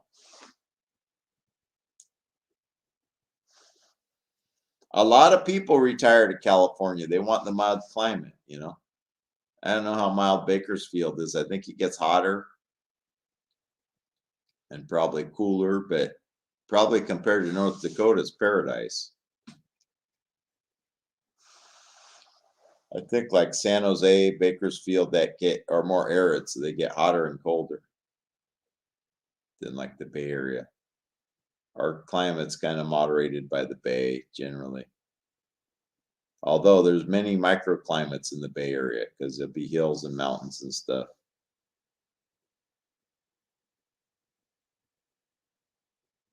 So how long have you been here? How long have you been in California?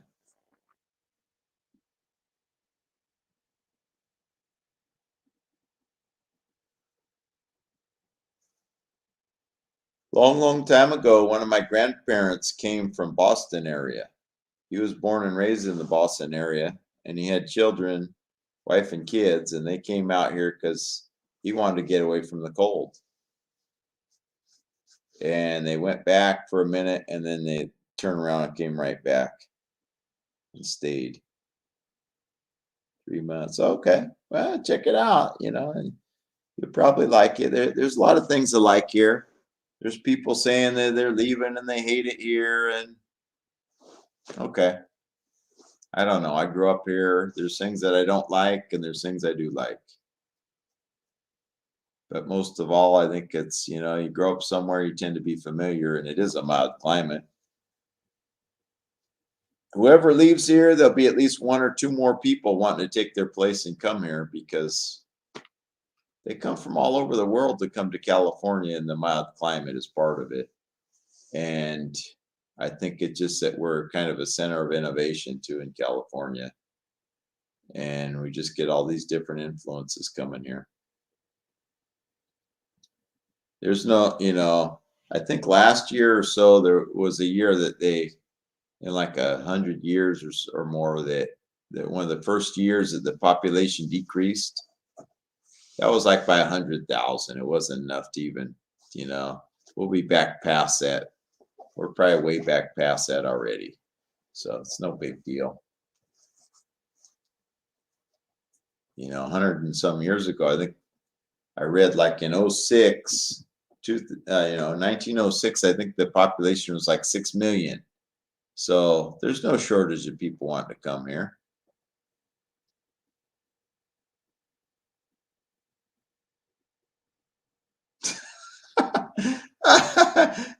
That's hilarious. I hope that didn't happen to your family. Mystery exotic infectious disease. Oh, gee.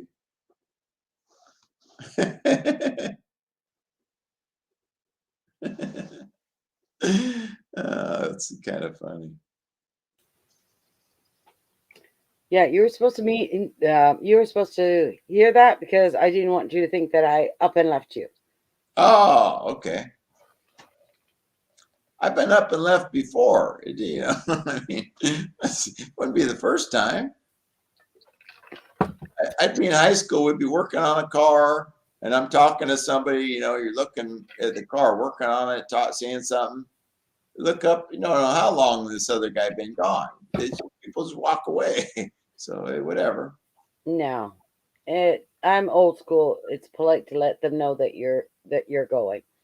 I hear you. Now, I've done it a couple of times this week where there's been too many people and the person that I'm with is not listening or is not seeing it. So I walked out, so to speak. But I hear normally, you. no. Common courtesy. I'm still old school. Common courtesy. If you're going to leave, you tell the person that you're leaving. That's right. I try to. Sometimes I think I probably don't because I'm tired or whatever. But generally, like sometimes I'll put on somebody's live, and then I'm sitting here, and I just get so sleepy. I lay down and it's still playing. I'm knocked out. I wake up hours and hours later. So in that case, I just kind of walked away, right? Yeah, well, that's understandable in your old age, old man, to fall Exactly. asleep. Old man like me, old man River. Mind you, I'm older than you, so That's your problem. No, I've but had that happen once, but then I had been up for over 36 hours. I And I've all of a been in sudden, that. I just went down and out. Do you ever go over to the Hapsters? To the what? The Hapsters, you don't know what channel that is. No. The Hapsters, they have all these. She's in Hawaii, and all these people come on and just kind of randomly talk about anything, right? So sometimes I just get sleepy listening to it, and go lay down. And anyway, she never said anything, so she didn't care too much, I guess. But and you wake up and the thing's all dead. The thing has been off. But also, I figure it's good because it's supporting it because it's running. It's really not watch hours. People call it watch hours. It's play hours. They don't know how much you're watching. John, um, according to your son being working in an oil rig for 10 years now, his knees and back are having issues. Oh, Um, have him try turmeric pills. Start off with uh, one pill every 3 hours. Turmeric is an anti-inflammatory, and it will ease the pain in the joints and in the back. Believe me, I have that issue. wow. Yeah, and maybe try to find a job that's not right there or something, if possible. Everybody doesn't have that ability, but I mean, to get a job where you're not hurting yourself. But Well, I have herniated discs and degenerative discs, and then add fibromyalgia on top of it. So every pain is intensified, extreme. So I'm trying to do more of the natural stuff. right, And turmeric actually does help. And if you can, get some extra vitamins in you, get some moringa. Now, if you're in the hot weather out in California, you can grow moringa, and all parts of the plant are edible. It's multivitamin that also has protein in, and it gives you the extra little boost. So have and him try it. all parts of that plant too, if I remember right. Every part of the plant is good. I use mainly the leaves and the stems. I haven't done the roots yet because I'm trying to, on this one here, I'm trying to see if I can try saving it and it's not drying out. So keeping my fingers crossed. But I'm still every trying part of to the think of plant the is name of that guy. usable. The guy was growing stuff in the winter without heat. I'll think of it later, I'm sure. Oh yeah, yeah. They refer to her as Mama H sometimes. I don't because she's younger than me as part of it. But I call her Hapsters. But I go on there sometimes. I think she's on now. So a little while I'll get off of it. I'll just talk about every random thing under the sun over there. That you try to talk about health or gardening, and they just kind of they just want to talk about nonsense mainly. So Talking about gardens, are you going to do a winter one? no, not if I have to do anything.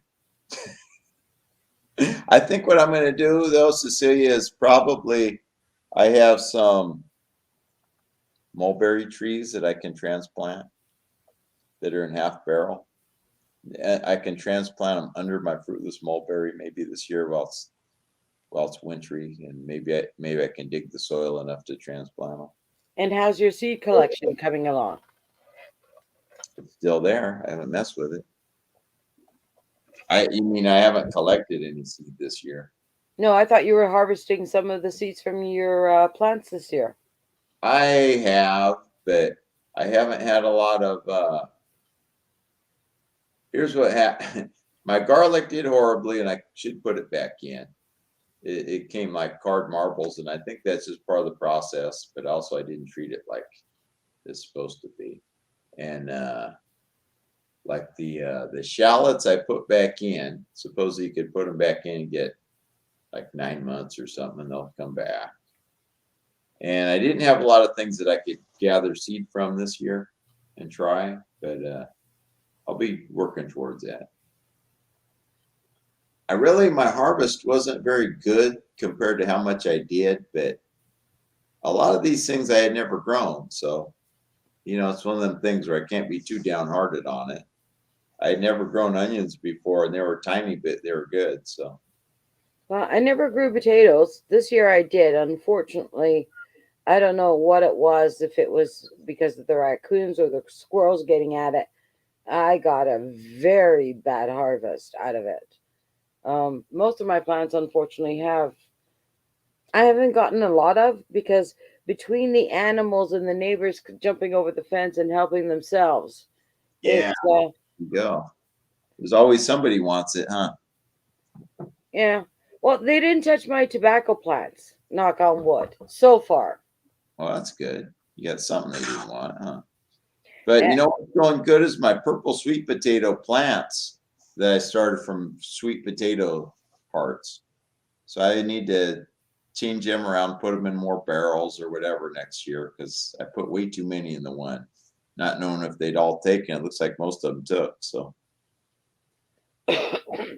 there's some things I'm going to do, and it's just I'm not as enthusiastic because I've realized the sun it just beats everything down too much here, and Shade cloth. I have to find a way to deal with that.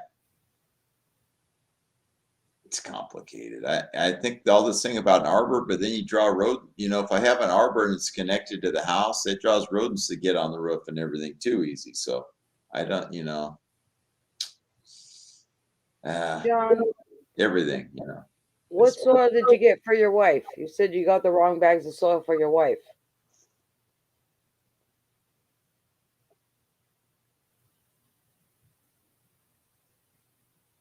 Because even if you did get the wrong bags of soil, you can always amend the soil, putting a little bit more compost. And sometimes what I'll do is I'll get cheaper bags of soil and then mix some organic compost or uh, some cow or sheep manure into it and amend it that way. And then I have the compost that I make and add that in.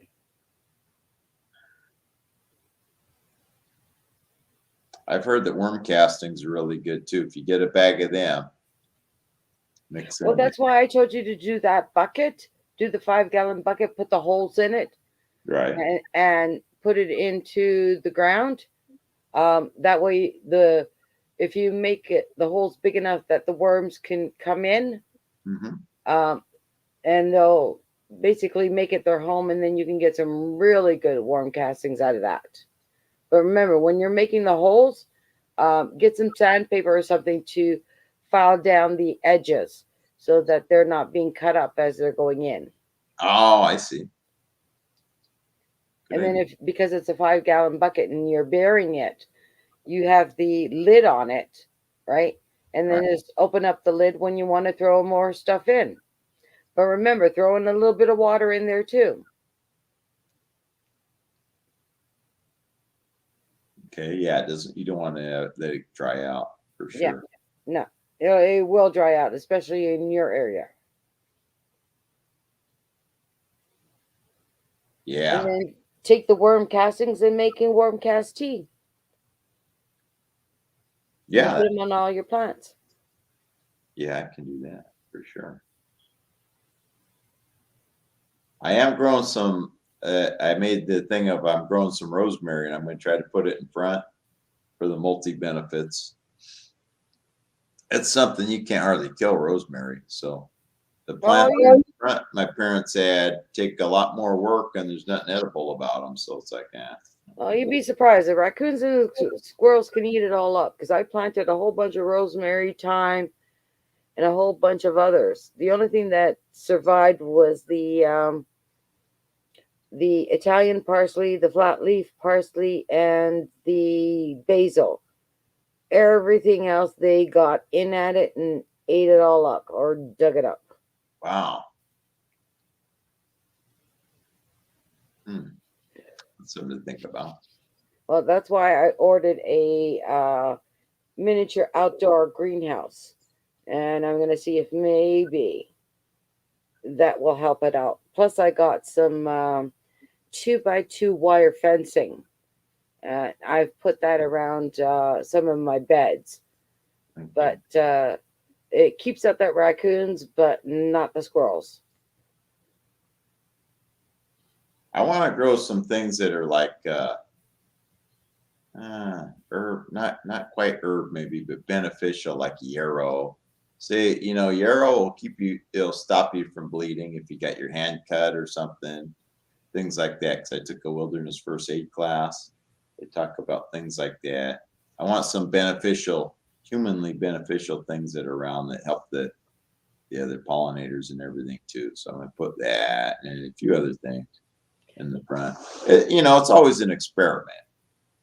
Okay, John buds the Miracle Grow garden soil all purpose for in ground use.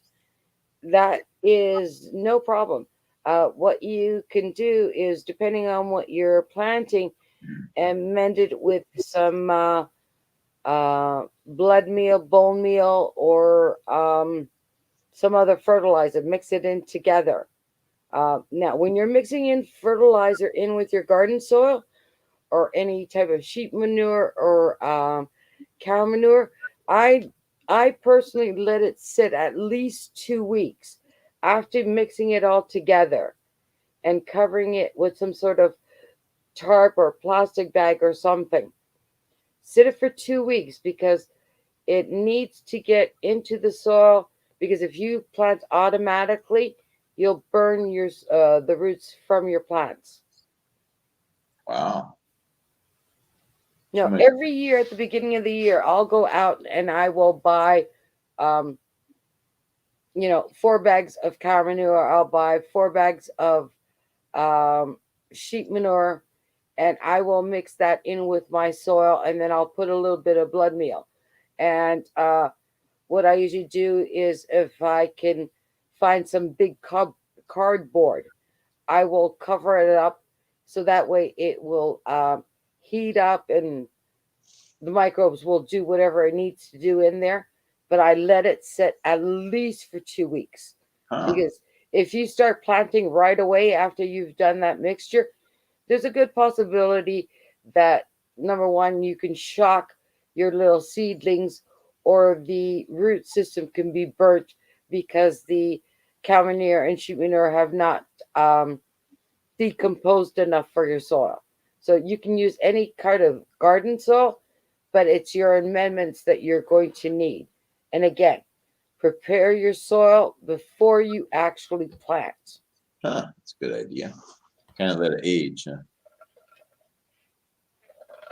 Yeah, I do that at the beginning of every year, and I'll make like a big pile, and I'll mix it because initially the soil that I had here was it wasn't clay, it was more of sand, and when it got wet, it got too tight, and it became almost like hard rock.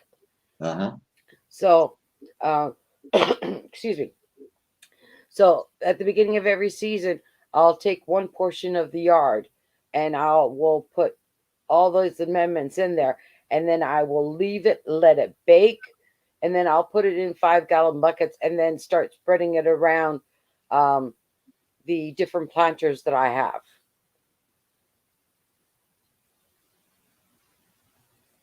Yeah, I'd never heard of that, doing that exactly that way, but yeah, to kind of age it. Huh? Yeah, no, I've always done it. Actually, it was my dad. My dad always had a garden, but unfortunately, he couldn't do it, so I did it, and he always did it, and sort of followed me with it. So since I've been 11, I've been doing gardens, Wow. Cool. um, and that's how I always start up my gardens. Um, I can get some cheaper soil, and then I put all those amendments in, and you Make know, it work. Huh? but you Cool. got to age it. That's the whole point, is you got to age it. A lot of people put all the amendments in it and then start planting right away. It has to sit and it has to age. Makes sense. No, because next door, I got the neighbor from hell. It's a flipper, and they dug up the fence that was there, and they dug into my property, and you could see the soil difference where between her soil and my soil. Now remember, I've been in this house for 30 years, so Right. I've constantly amending the soil, and right now it's this black rich stuff, Right. and hers is sand with some um, clay matter and some other crap. And I said, you know what? When you're digging the holes, put my soul back on my side. Don't put that other crap on mine, because I've gotten it to the point where it's amended, it's organic, it's 30 years of organic. There Yeah. are no harsh chemicals in it. Everything is natural. So I don't need somebody else's crap soil on top of my good soil. They're trying to give you a bunch of dead dirt clods, huh? Yeah, no, 30 years of working this soil. There's no way you're going to damage my soul. No way. Bet. See, that's the way this should come out someday in my yard. I'm just, you know what? I'm going about it slow, but I'm trying to do it right. And then one of the things I'm trying to do is we got light pollution from a street light, and I'm trying to put things along my fence to block that light pollution because the green from that light at night is dark. It can be dark down here, right? But I see that green on the wall of my house by my porch. So I'm like, I want to block that light pollution is one of my things. Several, like bamboo sucks up a lot of junk. So I want to put the bamboo, and then it's timber bamboo, so I can potentially use it for that. But I got to dig a bigger hole because I want to catch the rainwater in there, like kind of like a swale. Bamboo loves water. So it's all these combining all these, and I'm just working at it slow. It's gonna in the next few years, this is going to turn out to be a really nice property when I get all. I'll never get done. I'm not going to say when I get done, but when I get it in kind of a proper order. Well, for me, unfortunately, because I have the neighbors from hell, they took down my gutters. So the what I've done is I've put 5 gallon buckets all over the backyard, and I just collect rainwater that way until I can until they finish their property and I can put proper gutters back up. I thought But my neighbor was bad, dropping cigarette butts near my driveway and everything. Kind of out in the country, and they got a green lawn, and I could tell when they look over, they're looking like they're not looking in a friendly way. oh, by the way, I think they're dumb trying to grow a lawn in the country, and they're looking at it's not city enough. Dropping Ron, butts, no less. But this is normally the end of the gardening season. Well, it is up here. Your best time to get the cow manure, if there's any left, would be now, because nobody wants to keep the stock for next year.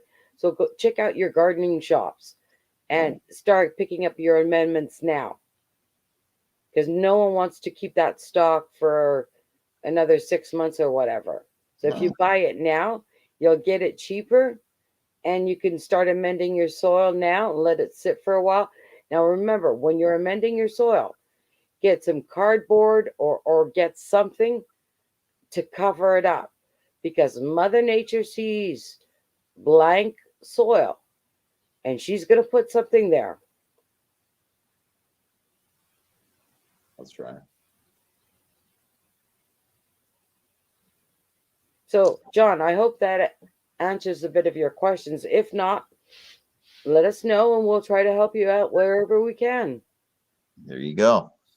Try to improve. Do what you can, improve from there. Ron does permaculture. I do everything under the sun. As long as it can grow, I'm going to try it. I'm in a cold weather climate. There are things people say that I could not grow. One of them being tobacco. They said there is no way you're going to be able to grow tobacco up there. Guess what? I'm growing tobacco and I'm harvesting tobacco. Yeah, that just means that person can't do it when they say you can't do that. Well, no, it's because it's meant for a zone. 8 to 9, Yeah. and I'm only in zone 5B. So technically, it shouldn't grow. Right. But again, because I've done my soil, I got a harvest. Yeah. Not A as lot of much things as I about would have soil, liked to, you or know. as I didn't get all the plants that I planted, but I've got enough growing. And this was my first year, so next year will be better. Yeah. And what I've been told is that with really healthy soil, you got a lot more latitude with things. When you got poor soil, it's different. And right now I've got poor soil, but anyway, it's getting better. Just the little composting I did, I could tell it's better. My John, I wish I could put up a camera. Unfortunately, the house next door to me, which is attached, um, is being flipped by a flipper. Oh, you're not And flex. Yeah. things seem to disappear because I was actually thinking, I actually looked into getting some trail cams in order to get pictures, but I'm not going to invest in trail cams and have the trail cams disappear. I'm not in such a good area where things can and have disappeared. So Yeah. to invest something like that, mm, it would help, but it would be a lot of wasted money. So It's I put it investment. this way: I pick my battles, and right now my battle is because I had moved out for a year and then moved back in. My top priority is getting my garden back into proper shape. Um, I've I've got my raised beds there. While they were taking down the fence, I grabbed some of the fence boards in order to make a few more raised beds. Now, because it is pressure treated wood, which is not good for raised beds, what I normally do is I line it with cardboard and then plastic around it or tarp so that it doesn't seep through. And I use it as the outer layer and use regular wood in the inner layer. Yeah. You can't, you're right. You can't fight about everything. You got to pick the most beneficial battles.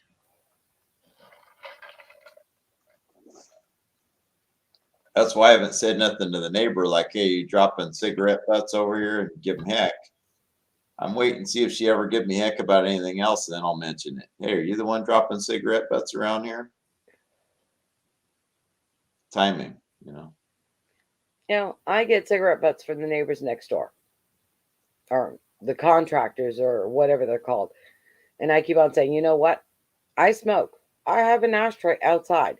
My cigarette butts goes in my ashtray. They don't go all over my property. When I see them on my property, it's like All I right. go to the contractor and say, you know what?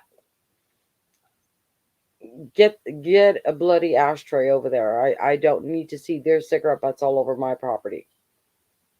Exactly. But then again, these guys here don't care. They're here to do a job. They're doing a lousy job. Well, in regards to how they're affecting my house, um, but they're here to do a job and they don't care about anything else. Right. But that's a different. I mean, these people been living here. But anyway, I don't know why they don't. I mean, if you're gonna smoke, smoke and take care of your stuff. That to me, that's littering. And why you got to litter it? It's not on my property. Well, some of it has been on my driveway, but why you got to litter it? You pick up after your dog, pick up after yourself. Well, you know what a couple of places up here do is they get a number 10 can and then put some water in it and put it down near the base of the property. So someone walking around, they'll just throw the butt into the water. I hear you. I'm not going to encourage these people. There's only one out of 6 houses in this whole neighborhood. There's one house where they smoke, so I know pretty sure where it's coming from. But it's just, I'm not going to do nothing like put a thing with sand or hey, no. Take care of your own damn garbage. I'm not going to put something to encourage them. I Well, don't it do might also give them the idea you know who they are. what's that? You might be giving them also the idea that you know what they're doing. Well, every once in a while I think aloud, like, who's the son of a gun? Not exactly that term, but is dropping cigarette butts out here, about louder than that. And I'm sure they hear it. So one day I was getting in my truck and I thought aloud, it sure it smells like somebody's smoking cigarettes. It sure smells lousy. I think they're on their back porch. It's kind of covered where you can't see. I don't know why they do that. And hey, they've been, I just couldn't hold back that type of thing. Because I'm pretty sure that's who's dropping cigarette butts. It's like there's one person out of 10 or 12 in the whole neighborhood that smokes. Chances are it's that person. I don't think somebody's coming clear down here to drop cigarette button by my driveway or on it. Sometimes it's been on it. That's the unnerving thing. When it's near it, I don't like it. When it's on it, I get a little irked. Okay, that's Well, I have a fire hydrant right at the edge of my property. And unfortunately, there are people who have dogs. Not everybody poops and scoops. I'm sure. And to me, even that, I mean, come on, bring your dog somewhere else. You don't have to pick up after it.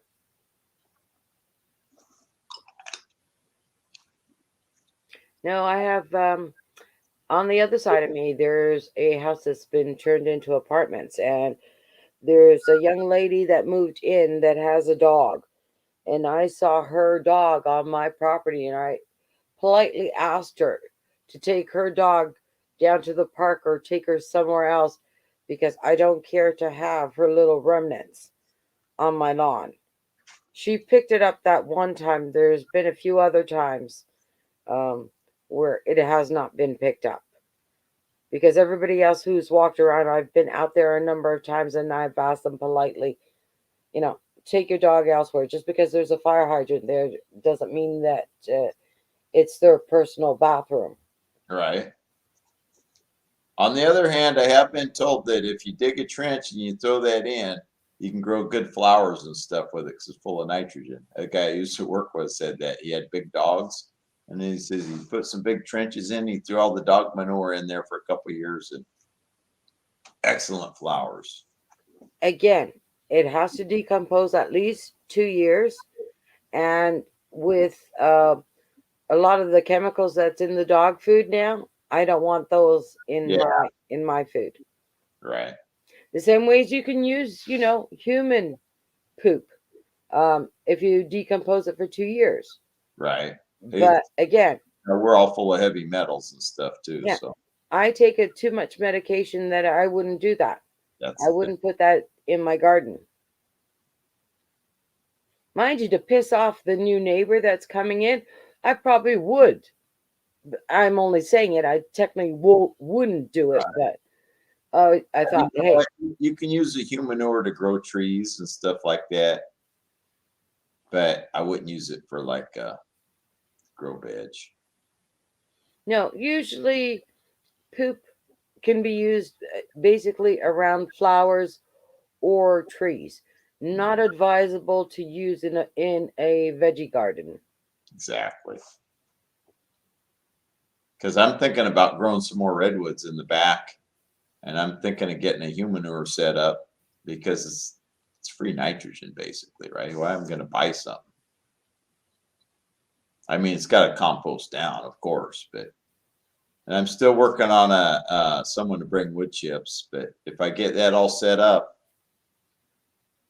instead of throwing resource away, I'm reusing. Put it that way. If I do that, so I got a lot of potential projects that I'm gearing towards, but it just like I say, Finding the time. just I'll be able to plan my time soon. So before I couldn't, and I just had to basically shut off a lot of the things I wanted to do Because when you can't plan your time, you have to plan that you don't have time, basically. And that means you just go, oh, I can't take a day doing this. I might get called to work. Can't take a day doing that. I just got off swing. I'm a little tired still. It's only about 11. So you get doing something and then, oh, well, you get called for 3 o'clock. Well, you don't have time. You got to get ready and go to work. So now I'll know what I'm going to take. That's the thing. So it's a different parameter. And I'm just going to get it together and start doing things again. Get my bamboo going. Take care of the light pollution and some of the real pollution. And How can you take care of the light pollution? I've never heard of a light doing green. well, it's because it's a street light. There's a highway up above, and the street light, because it's a T intersection. The green shows on my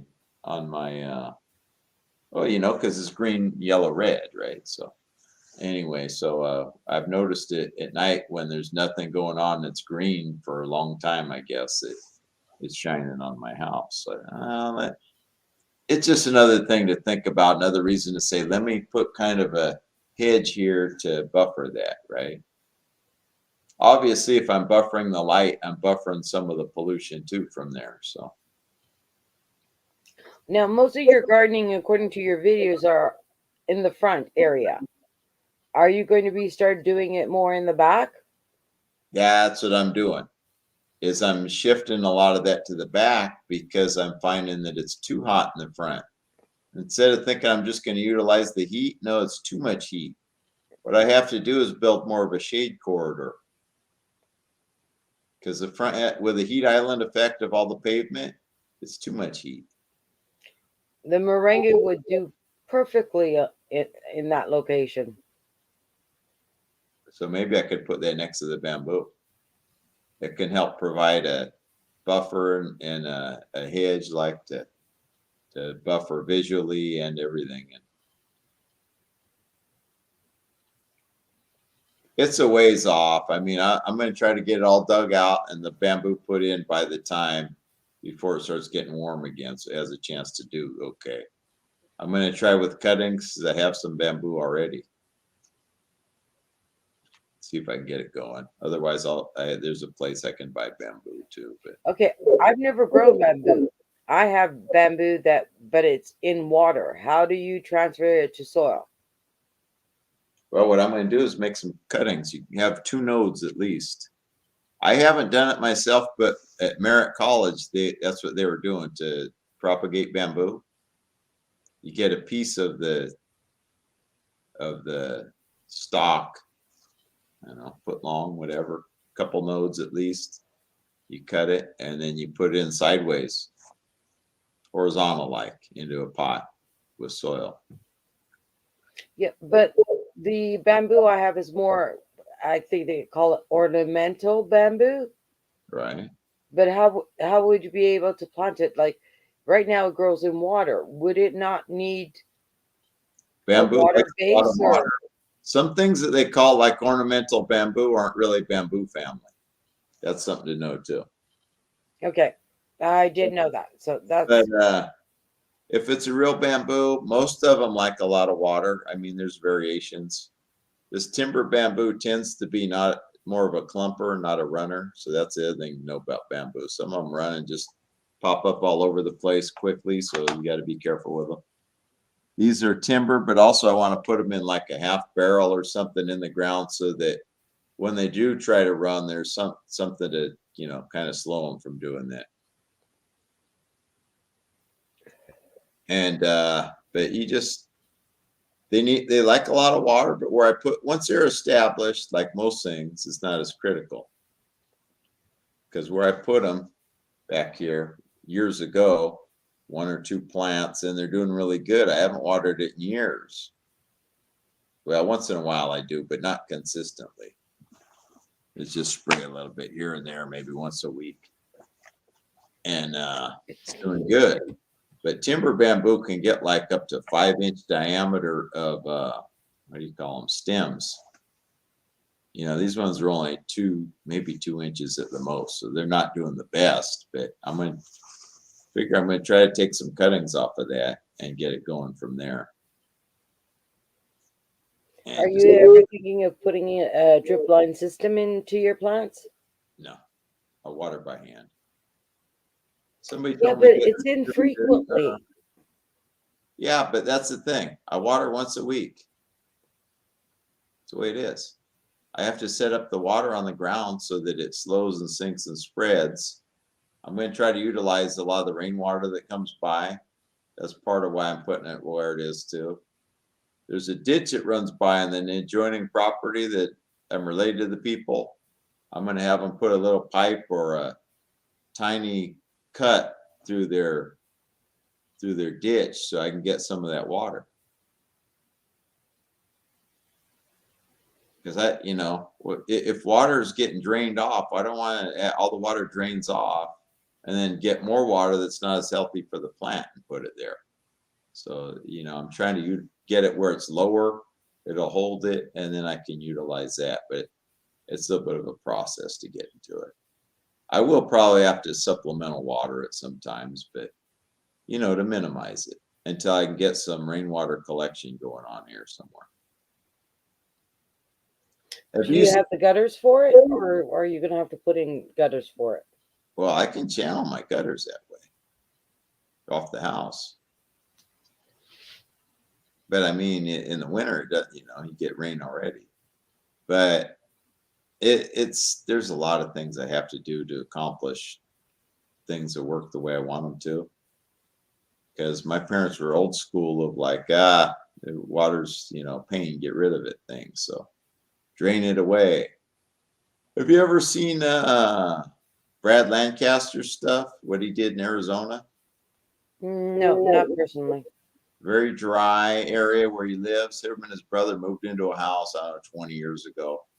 Very dry. He has all these before and after where there's hardly anything growing. So pretty soon he started doing curb cuts and stuff, which weren't legal then, but to utilize what was running off and flow it into his yard and the slow sink and spread of the rainwater to recharge the ground and everything. And then he's got all kinds of stuff growing there. So that's the thing. If you utilize the water, if you're able to utilize the water that's already going by in some fashion, then you don't have to put the chlorinated, fluoridated, and all that other junk into the ground in your plant, right? So, well, like I said, I'm using 5-gallon buckets in the back to collect rainwater, and then I'm using a old recycling bin to collect rainwater. Right. But that's all part to what I'm saying. If I don't do a drip thing, is it doesn't take here. It gets too hot. Even the guy that was telling me do a drip thing, he says, "Oh, sometimes it gets too hot and the piece blows off the emitter." And then, well, if that's the case, there's no use doing it. So I do it where I can also monitor the plants when I water, because I water by hand when I water stuff. So I can actually, if you're just dripping and ignoring it, that's not. I don't know. I prefer hand watering myself. That way you can look at your plant and see, are they okay, or do they need a little something, or do they have to be pruned, or whatever the case may be. Yeah, and I think part of that thing of the drip system is people's idea that you have to water every day. You don't. You have stronger plants if you don't. If you put that emitter right next to the stem of the plant, guess what? You're not going to have a lot of roots, because it's only got to go that little bit and get water. So that, it's a whole combination of things that are. So that's the thing. I just say, I can hand water, and hopefully over time, as things improve, I'll need less water. And as they capture more transpiration, these bamboo and some trees I'm going to put in, I'm sure it'll cool, and then I will need less water. So that's another thing. I'm not going to have everything that's an edible thing too. Some things are just I want to put some redwood trees and like that. The bamboo's main feature, one of the main features, is it sucks up a lot of CO2. I'm down from a petroleum refinery, and it can't hurt to suck up some of that, because I'm sure some of it locks in the valley here, kind of settles in, makes us goofy. So, you know, it's like this. People see these books. You can make a totally perfect place, permaculture, and don't confuse permaculture with perfect culture. Is what I tell people. Yeah, I can do some of those things, but everything's not appropriate or what I want to put the work into here, right? I'm not trying to get my whole diet out of it, but I want to get a few nice things out of it that I like to grow and I like to eat. That's kind of the thing. And the thing is, it doesn't have to be perfect. As long as you can grow something, that's good enough. Yeah, and the more sustainable, the better, so that you don't have to put more inputs.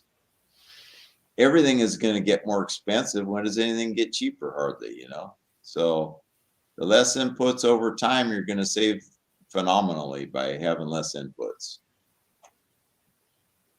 That's, you know, just utilize the resources you got, and you know, that kind of thing. I mean, Well, it's like I have all this pavement. I'm trying to utilize it rather than remove it, because that's all the embedded energy went into it, plus money went into it. And I don't want to do this drastic thing of tearing it out and then in a couple of years decide I want it back. That doesn't make sense. So I'm doing what I can. I don't think I'll ever get 100% of my diet out of this place, but it's going to be some good demonstrationable items I'll do that maybe somebody can get inspired and do some good things, and I can get some nice herbs and some fruit and some, you know, vegetables that I grow here, and, you know, good quality of life. That's the thing. Ron, darling, it's 1:01 a.m. my time. So it's been a pleasure. Great seeing you, but I gotta head out. All right. In that case, abandon ship then, Cecilia. I hear you. No, I hear you. I'm kidding you, but that's way late. I Hey, Echo. that lady No, in I front of can't go. Echo's now in the house, so I Hi, can't go out. Echo.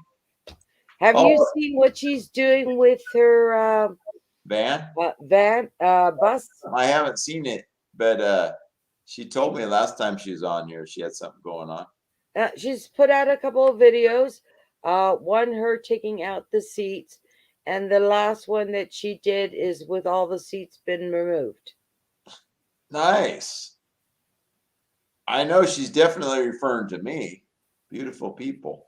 I'm kidding, but it's funny. I was at work and a guy came in. There was this young woman I was working with, and he says, "You have beautiful hair," and I said, "Thank you."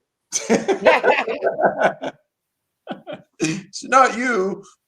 Well, when you don't specify, you know, that's why we used to preface things with the person's name. Don't assume. I knew I was just kidding the guy, but I mean, Well, you do have long hair, so I know, and it is beautiful. So I just took it for myself because I like compliments. take them wherever you can get them. I think I messed up his game, but hey, you got to get a better game, you know. No, I can't wait to see what she does with the bus. Yeah, I told her she could stop by. If she doesn't hurry up, I might change my mind though. You still gonna stop by, Echo, or I'm gonna have to change my mind and ban you from the property? Oh, you're welcome. I like to see how people design um, buses and mini houses and everything else. It's always knowledge is power. Even though I might not do it, I like to see people doing it and seeing what their take is on how it's going to look like, how it's going to function. Is it going to meet all their needs? I just like To seeing it. say we're social animals. Maybe you don't do it yourself, but you tell somebody else's story and they're inspired to do it. So that's the thing. We're spreading inspiration. It's not linear necessarily, you know. I get Echo, inspired by somebody, and they in turn somehow find a way sometimes get re-inspired by me. So it's just it's dynamic that it's hard to chart, but it's not just linear. Echo, you can video it as you're building it. Um, because there's someone that I watch, except unfortunately she's gotten a little too wild for my taste. Uh, but it's making it wild or something like that, and it's a single woman, but she's taking more of the little school buses and converting it, and basically she just puts the camera on a tripod stand and let it sit there as she's doing the work. Here's the thing, Echo. You have to pick your spots that you want to film, and you have a little blurb. Maybe you're just starting on a part, or you're just finishing. Hey, I've been doing this part, and then when you can have the right, camera view of it and stuff. And like she says, put up a tripod. It doesn't have to be. Say you spend 3 hours doing paneling it. You don't have to put 3 hours of it. 5 or 10 minutes or something. You talk a little bit about it. That's the thing. I only have the phone, no holder. Bam! Shot out of there right there. But yeah, if you can get some kind of a tripod. No, there are stands for phones, or better yet, um, get though that carpet tape, the two-sided tape, and uh, mount it on your shoulder, or on your chest. And as you're doing the stuff, bending over, doing the stuff, you're then taking shots of that, and then you can take, you know, take a little picture here, a little picture there, or because it's the two-sided sticky, it comes off. Just stick it on one part of the bus that you're not working at and angle it so you could see the majority of the bus that you're doing. Yeah, just you know what? Just start where you're at with what you have. You'll figure out ways to improve it, and you just go from there. Go back and look at my first videos. I mean, I thought they were pretty good, and they are pretty good compared to somebody that never did any. But they've improved because I kept figuring it out as I went. How to improve, how to get better without using a gimbal. I got to where I could hold things more still, just out of practice. And different shots and how to edit better and stuff. I just learned it by doing it basically, and looking at other people's stuff and thinking, oh, I should do it like this maybe.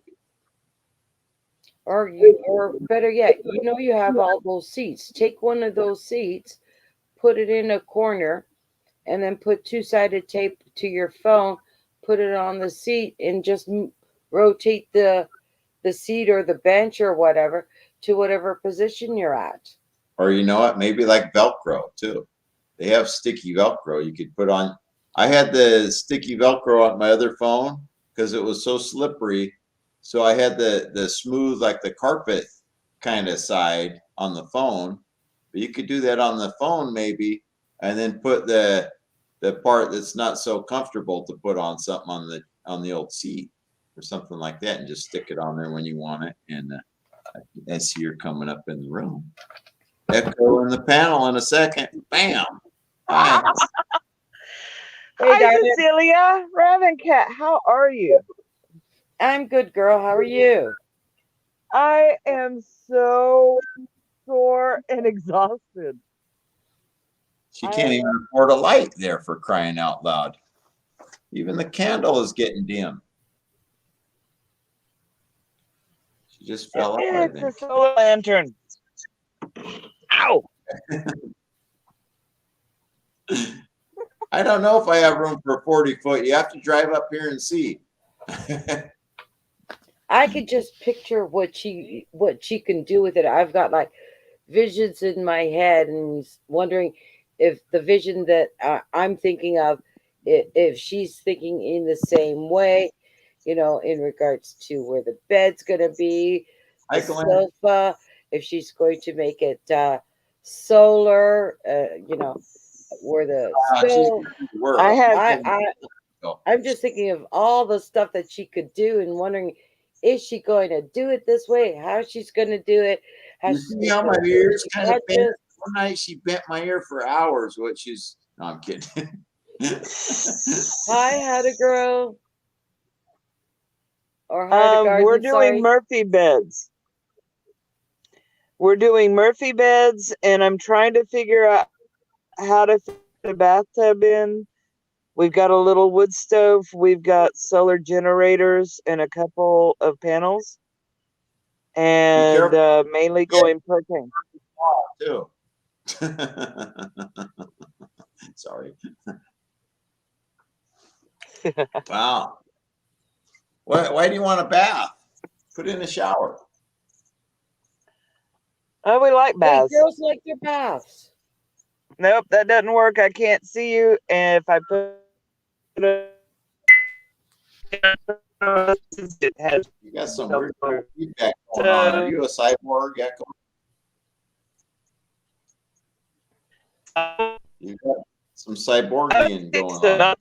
Last time I checked was It sounds like some of these cool rock albums when they're saying something. Wow, wow, wow, wow. Okay.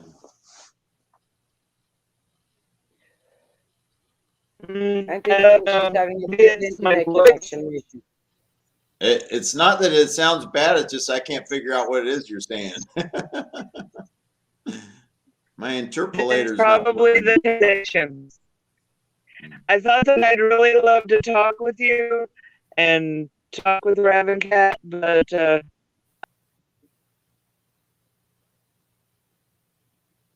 But I think she decided that not. Oh, there she is. I'm gonna give Echo another try. No, it says remove. No, Echo. Oh, I don't know how she. She's lagging. It's probably your internet Echo, I'm connection. gonna remove it and then try to add your try to get back in the ante room because it says I'll click remove. Maybe restarting the thing will get it to go right.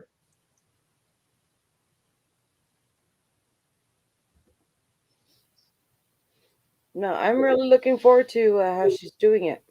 Yeah, I am too. I kind of forgot about her. It's been so long.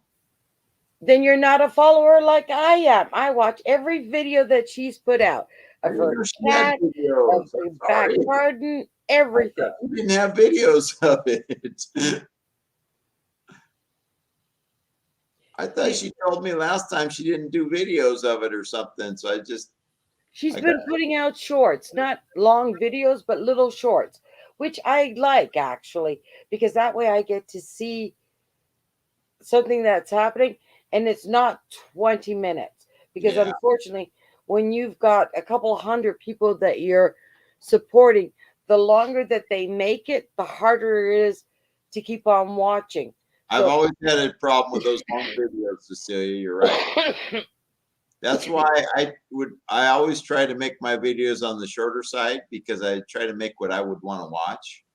Few minutes, because I I like shorts. I I get bored.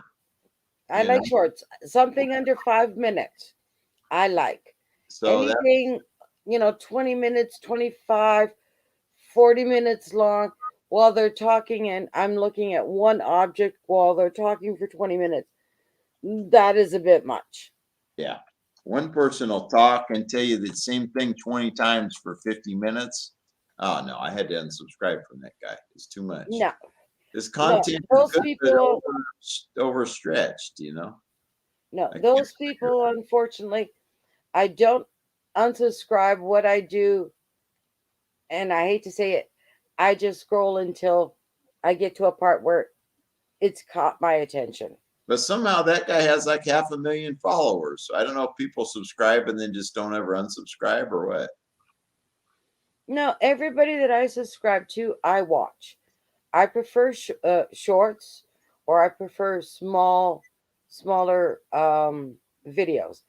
Anything that goes 15, 20 minutes and longer, it's kind of hard to watch all those videos because if you're supporting 100 or 200 people, there's just no way in God's green earth you can watch all those videos in one day. And I tried. And unfortunately, lately I've got a few people that are putting 20 minutes to half hour to 40-minute videos, and those are the videos sort of like they're on my watch list, but they're not When really top priority because you got that's nothing else getting to do. way too much time. For sure. I'm the same way, and that's why it's hard for me to even watch like a 15-minute one. It's just too it's long for me. I mean, I'll play it sometimes while I'm doing something, but to get around to that idea of even like I'm going to do that So is on those long ones, what I do is I scan through the video and check different points. But what I'll do later on is if I'm doing something, I'll let the whole video with the ads and everything run.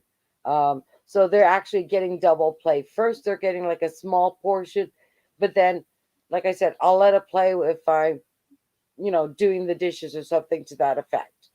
But, right.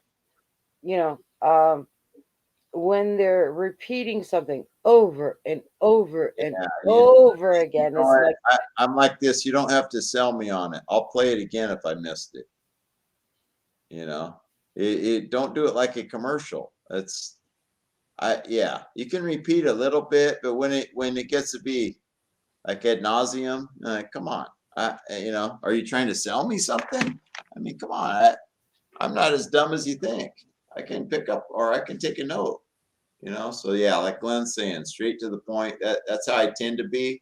I had to push myself to make the longer videos, 4, 5, 7 minutes, whatever, because originally I was like, oh man, a minute or less, or 2 minutes only was I thought was a long video. no, like built videos, I can understand being long. Okay. Feeding your animals or showing your cat play in the garden for 5 minutes No. before you get to the point. Those are the ones sort of like zoom, zoom, zoom. Let's get to the topic that I want to actually see. That's why I clicked on the video.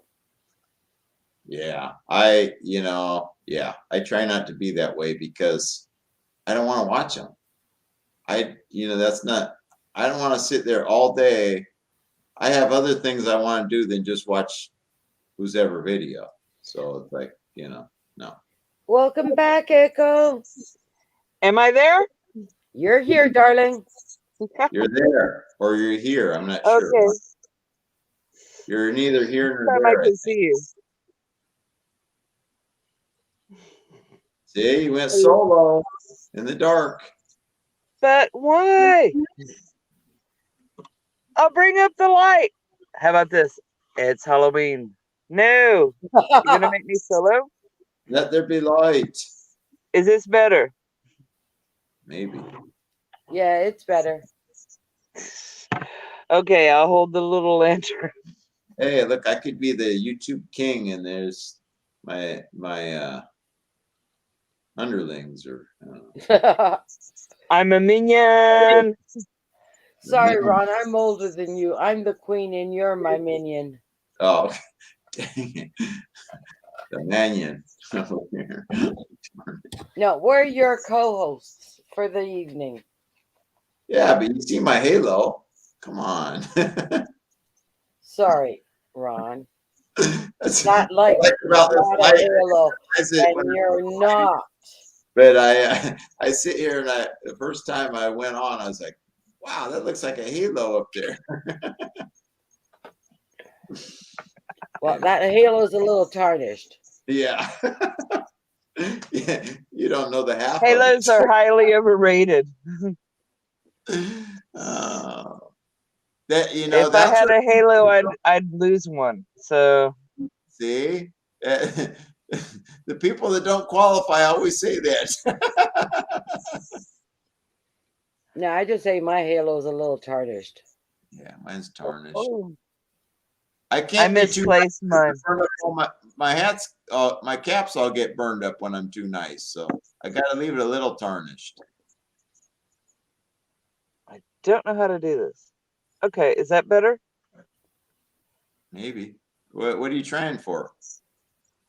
I'm trying to figure out how to move the phone because that's what I've got. Okay. I'm gonna try that, Raven Cat. Raven Cat. Oh, Cecilia. I'll try that tomorrow, or the next day when I go back. We've got some 90-degree weather, so I think I'm going to clean up the pool one more time and barbecue tomorrow. But the next day I'll probably be back on it, and I'll try Echo. it. I bet you're living in it already. I'm way out. No, No, no, she I just have a tore out the full. seat. I Yeah, can't I find just got out the seats and half the floor.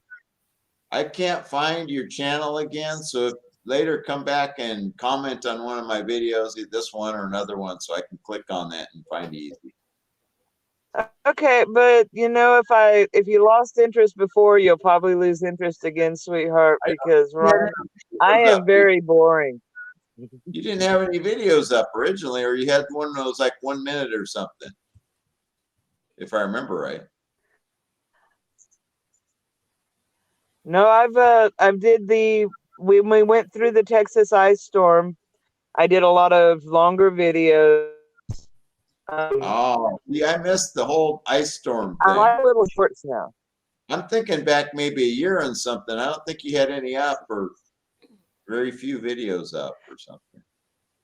You must It have could fell in. be. It could.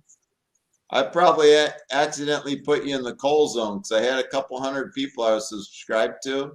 And I was telling Cecilia eventually I just had to call a bunch of them because I couldn't follow that many. And at some point I couldn't even find the ones I was most interested in because there were so many. Oh, yeah, I hate that when that happens. And I wouldn't put notifications because it drive me crazy with emails every time somebody posts something. When you have that many, it's just insane. So Ron, you I got can down to change your settings. Change your settings. what do you change them to?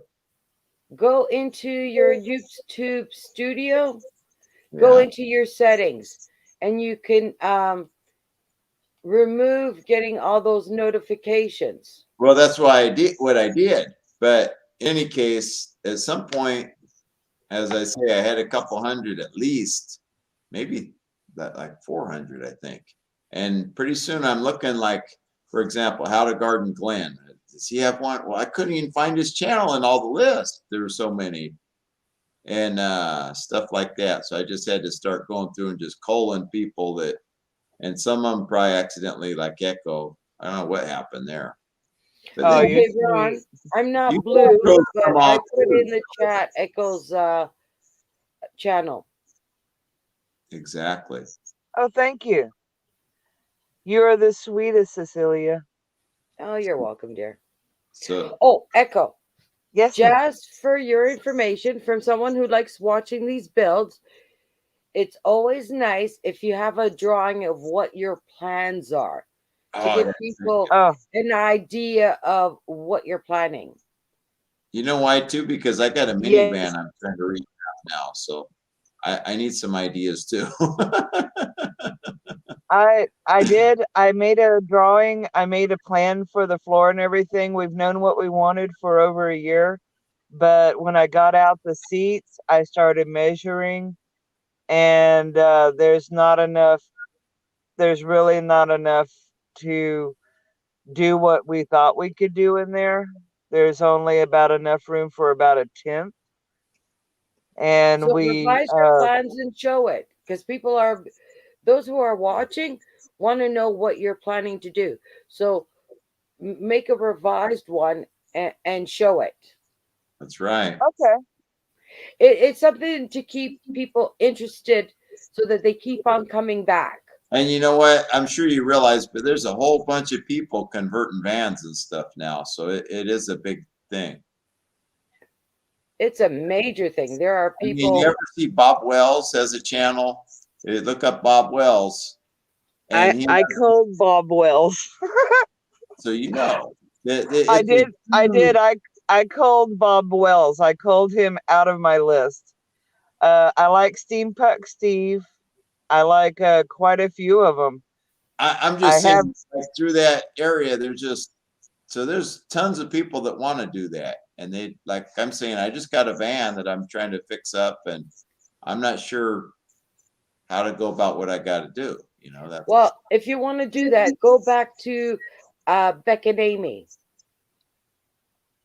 They've Beck and traveled, Amy? they're Canadians, but they've traveled all over the world and they've done 2 van builds. And it's actually not bad. I like their vans. Now, since then, in the last year, they've bought a cottage and they've redone the cottage. But they do have the older videos of how they built their vans. And they're actually pretty nice. They What was won't be as big that? as yours, Echo, but it's more of a um like a pickup type of deal. See, that's what I need to do. I got a Um, Toyota van, and I just want to put a platform in the back with some compartments and just like a pad that I can sleep on sometimes. It's just like if I want to stay somewhere a day or two, not like, full on camping or live in thing so much. I had a garden. I put in. I'm not a wrench. Ron didn't give me a wrench, but I did put it in the YouTube side for Echo because it is hard to find Echo's Echo because there's a lot of echoes out there. I'm not such a technical person, so I'm not good at giving wrenches. That's the thing. I need like someone to help me run this channel when I'm doing lives and stuff. Well, you can assign a co-host that can do that stuff for you. I'm not sure how to go about it, but I've heard of people doing it. There you go. I'm not sure about that part either. Anyway, but yeah, that's Yeah, I don't know anything about YouTube videos. This is a way I've just been doing it really to document. I'm not really I've already figured out that I'm not going to get any sort of monetary or a lot of people interested. I tried to do a video of a lot of things that we have here at the house. We've been raising tree frogs out in the wild and releasing them. We've been doing the gardening. I do some updates on the garden every once in a while, but most of the time I'm pretty busy. I'm a single mom and I'm training 2 dogs before we go out there.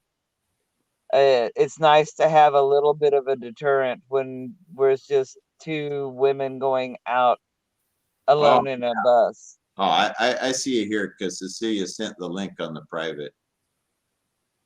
Can you send that to Glenn too if you haven't already, Cecilia? Because I don't know how to do some of these things. Oh, thank you, Cecilia. Yeah, I agree, especially with this cretin that killed his girlfriend out there. Some people think he might be a serial killer out there. There's a lot of weird people around. Okay, I posted it in the chat, but the YouTube chat is behind the StreamYard chat. So I posted it twice. I got it in the private chat. Yeah, no, I could do it to you for private chat because we're both on StreamYard, so I could do it, but I can't private chat anyone else. I can only do it to you. I think Okay, YouTube. how to garden? It's It's underscore. I have underscores in between the words. Yeah, I tried finding it that way and I couldn't. I looked it up that way. YouTube probably hates me too, so Sorry, I people. kind I'm of figured not that. it's gonna work out that way. Savvy, but I can tell you if you comment on one of my videos, and then somebody could find it and click on your name in the comments. They can click on the name whoever comments, and it'll go to their channel. Okay, I'll put a comment down below this video. That's why tell people always come back and comment too, because that way someone else can find your channel. Oh, that's a good idea. No, I'm totally clueless when it comes to YouTube. It started out with just me being able to hold on to the videos and the memories for family to be able to go back later because the phone only holds so much and I don't have a camera yet. So, I'm just There you using go. it as a tool, and that way I can also send it to my kids, which a long video I can't send to them over Email or something. yeah. Yeah. Neat. You're getting what you want out of it, right? That's That's the main thing. We've all got to do, we're not all on the same exact path. We all got different things we're trying to get. Echo, you don't need fancy equipment. I don't know how many channels that I follow that all they do is it with their phone. You don't have any fancy equipment whatsoever. Yeah, They're just doing it from their phone. I don't, because I don't want it combined. I do destroy the phone about once a year, and I want to have that separate. So I get these little like Canon Power Shot that you do the video on, and you can also take a still picture. But at the other hand of the spectrum, I'm not paying so many $1,000s for a camera also that I'm going to destroy. So no, I got a GoPro wannabe, and I'm still trying to figure out how the hell to work it, because the way I saw it, it looked to be a decent size, and it looks like a kid's toy, and it's like hard to press the buttons. See, I don't have the camera handy, but I do the things that are simple to do what I do, put it that way, that I can figure out simply.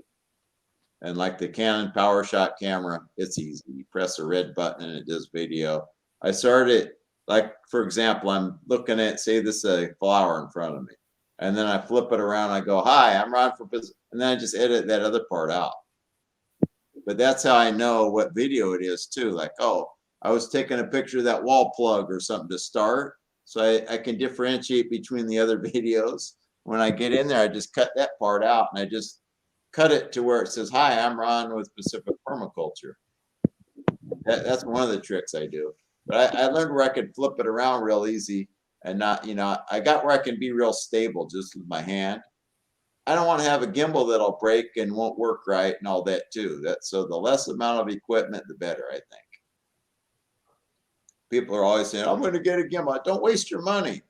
Good if you want to, but I mean, to me, the less you have to spend something that's going to break, you'll realize as I talk, things break on me all the time. I'm kind of clumsy. So anyway, I'd rather not spend a lot per item on that. That's my take on the whole thing. It's like, Did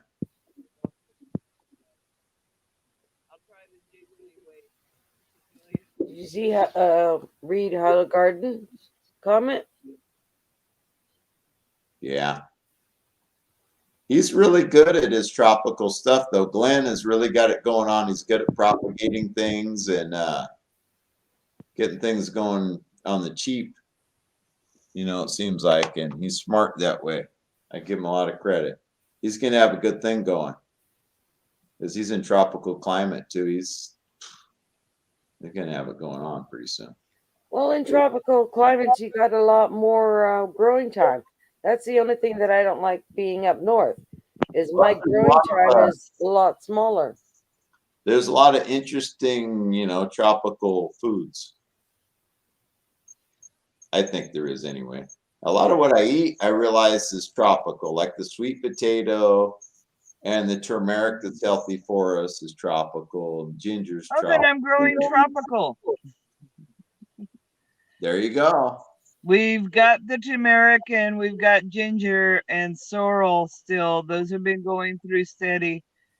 I've got some squash. This is the third time around with the squash. We had a lot of squash bugs. But right now, the tomatoes, I would say we have over 300 tomatoes that are ripening. Wow. At least on the tunnels. There's a humongous amount. The cucumbers are gone already, but now I've put in snow peas again. We started out with the snow peas and what are they, radishes, and those did very well. I was very surprised. We got a lot of them to dehydrate, and but this year we've trying sorrel and purslane and quite a few other things. We've also got foraging. We're doing foraging. We did find a puffball a couple of months ago. Nice. And then out there, we're in the field where we have the bus, we found white paracels. We found about 5 pounds of white paracels. I'm a little bit of a mycophobe, so I'll probably never go harvest them, but that's cool. To us, it's just something that we're interested in.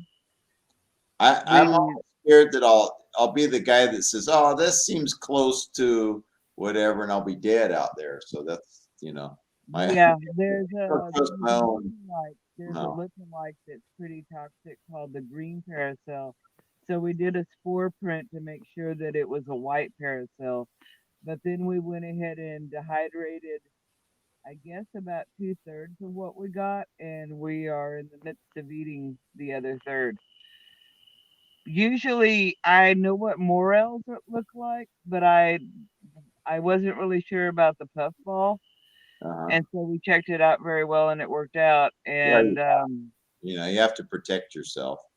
yeah, And the paracels really, really gave me a bit of a hesitation, but we went ahead and researched it carefully and made sure what it was, and it turned out delicious. I took a couple mushroom like seminars with Paul Stamets, and one of his things is you do all that, but then sometimes you're a little hesitant. He says you just get a little bit and you try it and see how it affects you. So if you have a horrible effect off a tiny bit, then no type of attitude. So at some point, I guess it's like, well, you don't want to take enough that it'll kill you if it's, I hope I'm not misquoting him, but it's kind No, of, no, no.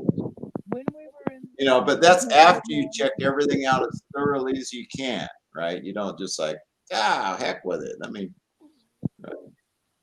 but I'm a little scared that my brain would get lazy in doing these things and grab the wrong one or something. So, but I think it's cool that other people do it. I've always found out whenever I don't even know what something is, if I think it might be edible, Your volume went down or something, Echo. I don't know what happened here. I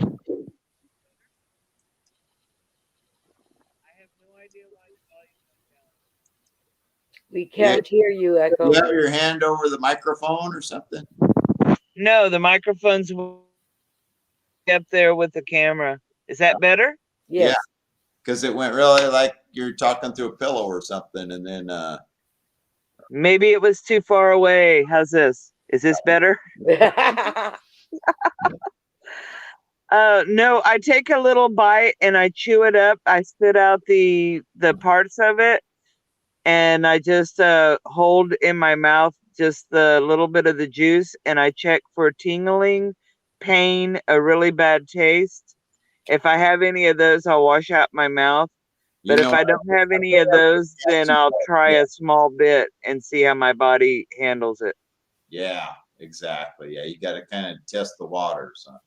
Yes, and then I go ahead and I do the spore print and everything. But See, I that really has showed me a lot of stuff that could be edible. I don't even look it up or anything if it's something that is obviously inedible.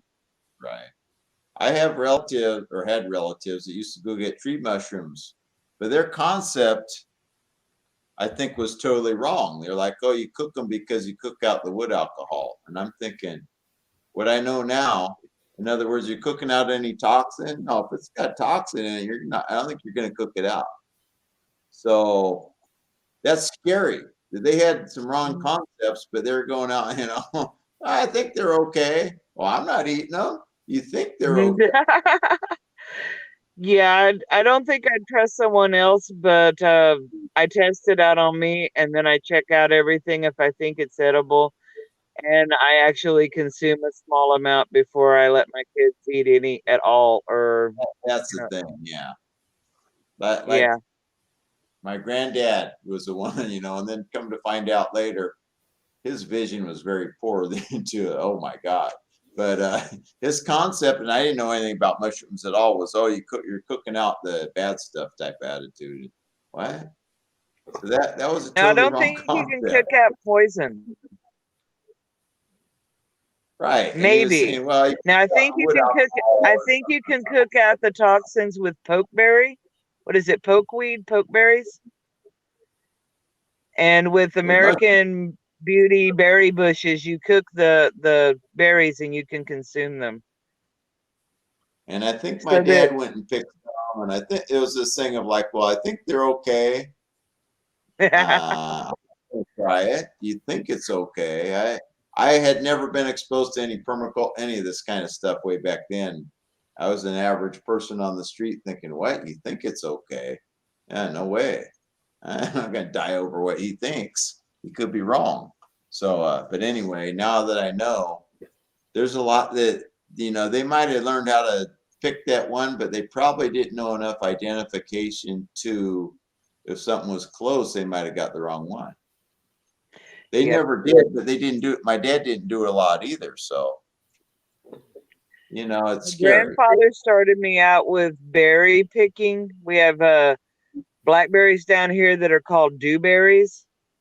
And I was raised in the Texas Hill Country, so pecans were everywhere. Wow.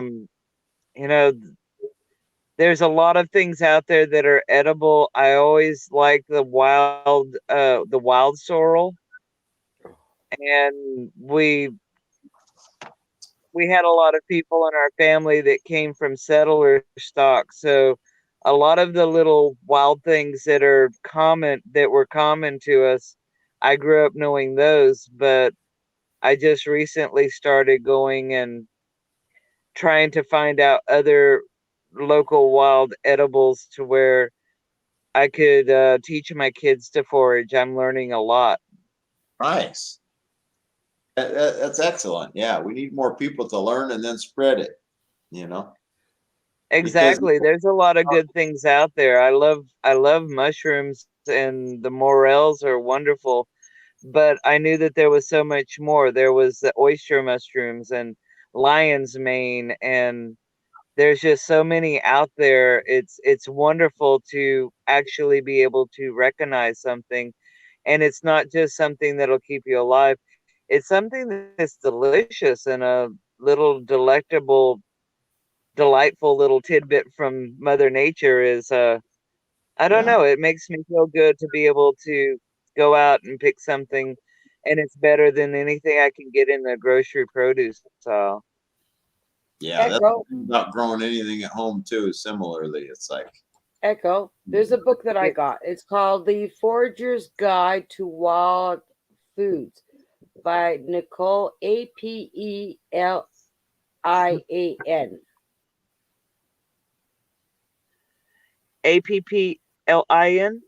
Applin?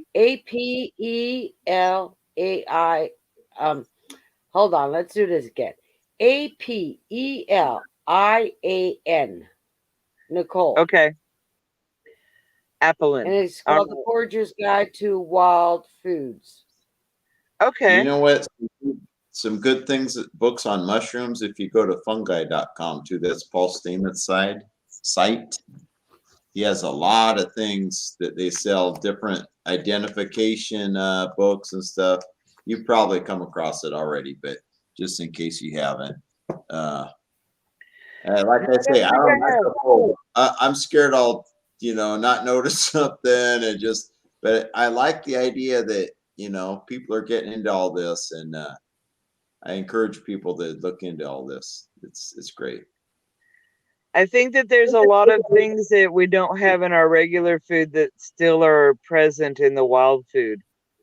A lot of minerals and nutrients and micronutrients that our bodies need and want. I know I'm feeling really good when I eat out of my garden, but also it seems like that I feel a little bit better. I had a bit more energy today, and I'll rack it up to, you know, might be the mushrooms have something that I was missing in my regular store-bought diet. Could be. And anything. I mean, I grew tiny, tiny beets and tiny, tiny onions, and they tasted way better than anything I've ever bought. So it's like, Mhm. you could call it a failure or a success of growing something really small. Because I didn't get phenomenal, giant, whatever, but these things I could just feel the vibrancy in them. And that's the Yes, thing. your body tells you when you're eating something really good. Your body lets you know. And I'd be scared to grow all of my diet because then I could never eat anything at the store. My body would totally reject anything if I was eating everything say I was putting all my time into growing, I could grow most of my diet here. If I'd go and eat a beet out of the store, I would probably get sick then. I would feel Actually, you ill would. I because do a your lot of body gets used. canning and I do a lot of my own growing that um, eating out actually makes you sick after a while. Yeah, Yeah, and I it get some my just neighbor asking me, I'm going to pick up this. Do you want something? And I say, no, thank you. And they still bring it back to me. And I say, thanks, but no thanks. Because once you do more of the organic and homegrown stuff, the box stuff or the fast food stuff really doesn't get to your stomach. exactly. I found that out. exactly. One time I was in a hurry and I stopped at one of these in the box places. I'll just say that fast food, and I felt that I needed it because I needed something to eat, but my system totally rejected it. Wow. Yeah, Yeah. totally. I totally felt the effects. So you go to organic for long enough, even if it's not the best organic, you can't go. You can't Hmm. vary. You can vary a little bit, but you can't go to like fast food again. You can go to a restaurant. It's not organic. No. It's kind of good, but not. You can't go all the way back to the garbage again because your body will No, just. we can go for in Texas we have a lot of barbecue places that are pretty good. We can go and we can get a little bit of brisket and top it ourselves with things and it's okay, but no hamburgers, no French fries, no. We make ours at home and we can tell the difference now. Yeah. I think it's been over 2 years since we have craved Doritos, and that was a big thing for a long time in our family. But now, just the thought of a Dorito is like makes our whole body just shudder. Wow. And it's like, yeah, that's a great taste, but I would much rather have like a cucumber out of the garden or a pepper and a tomato cut up. Wow. You're evolved. I still have to have some kettle chips.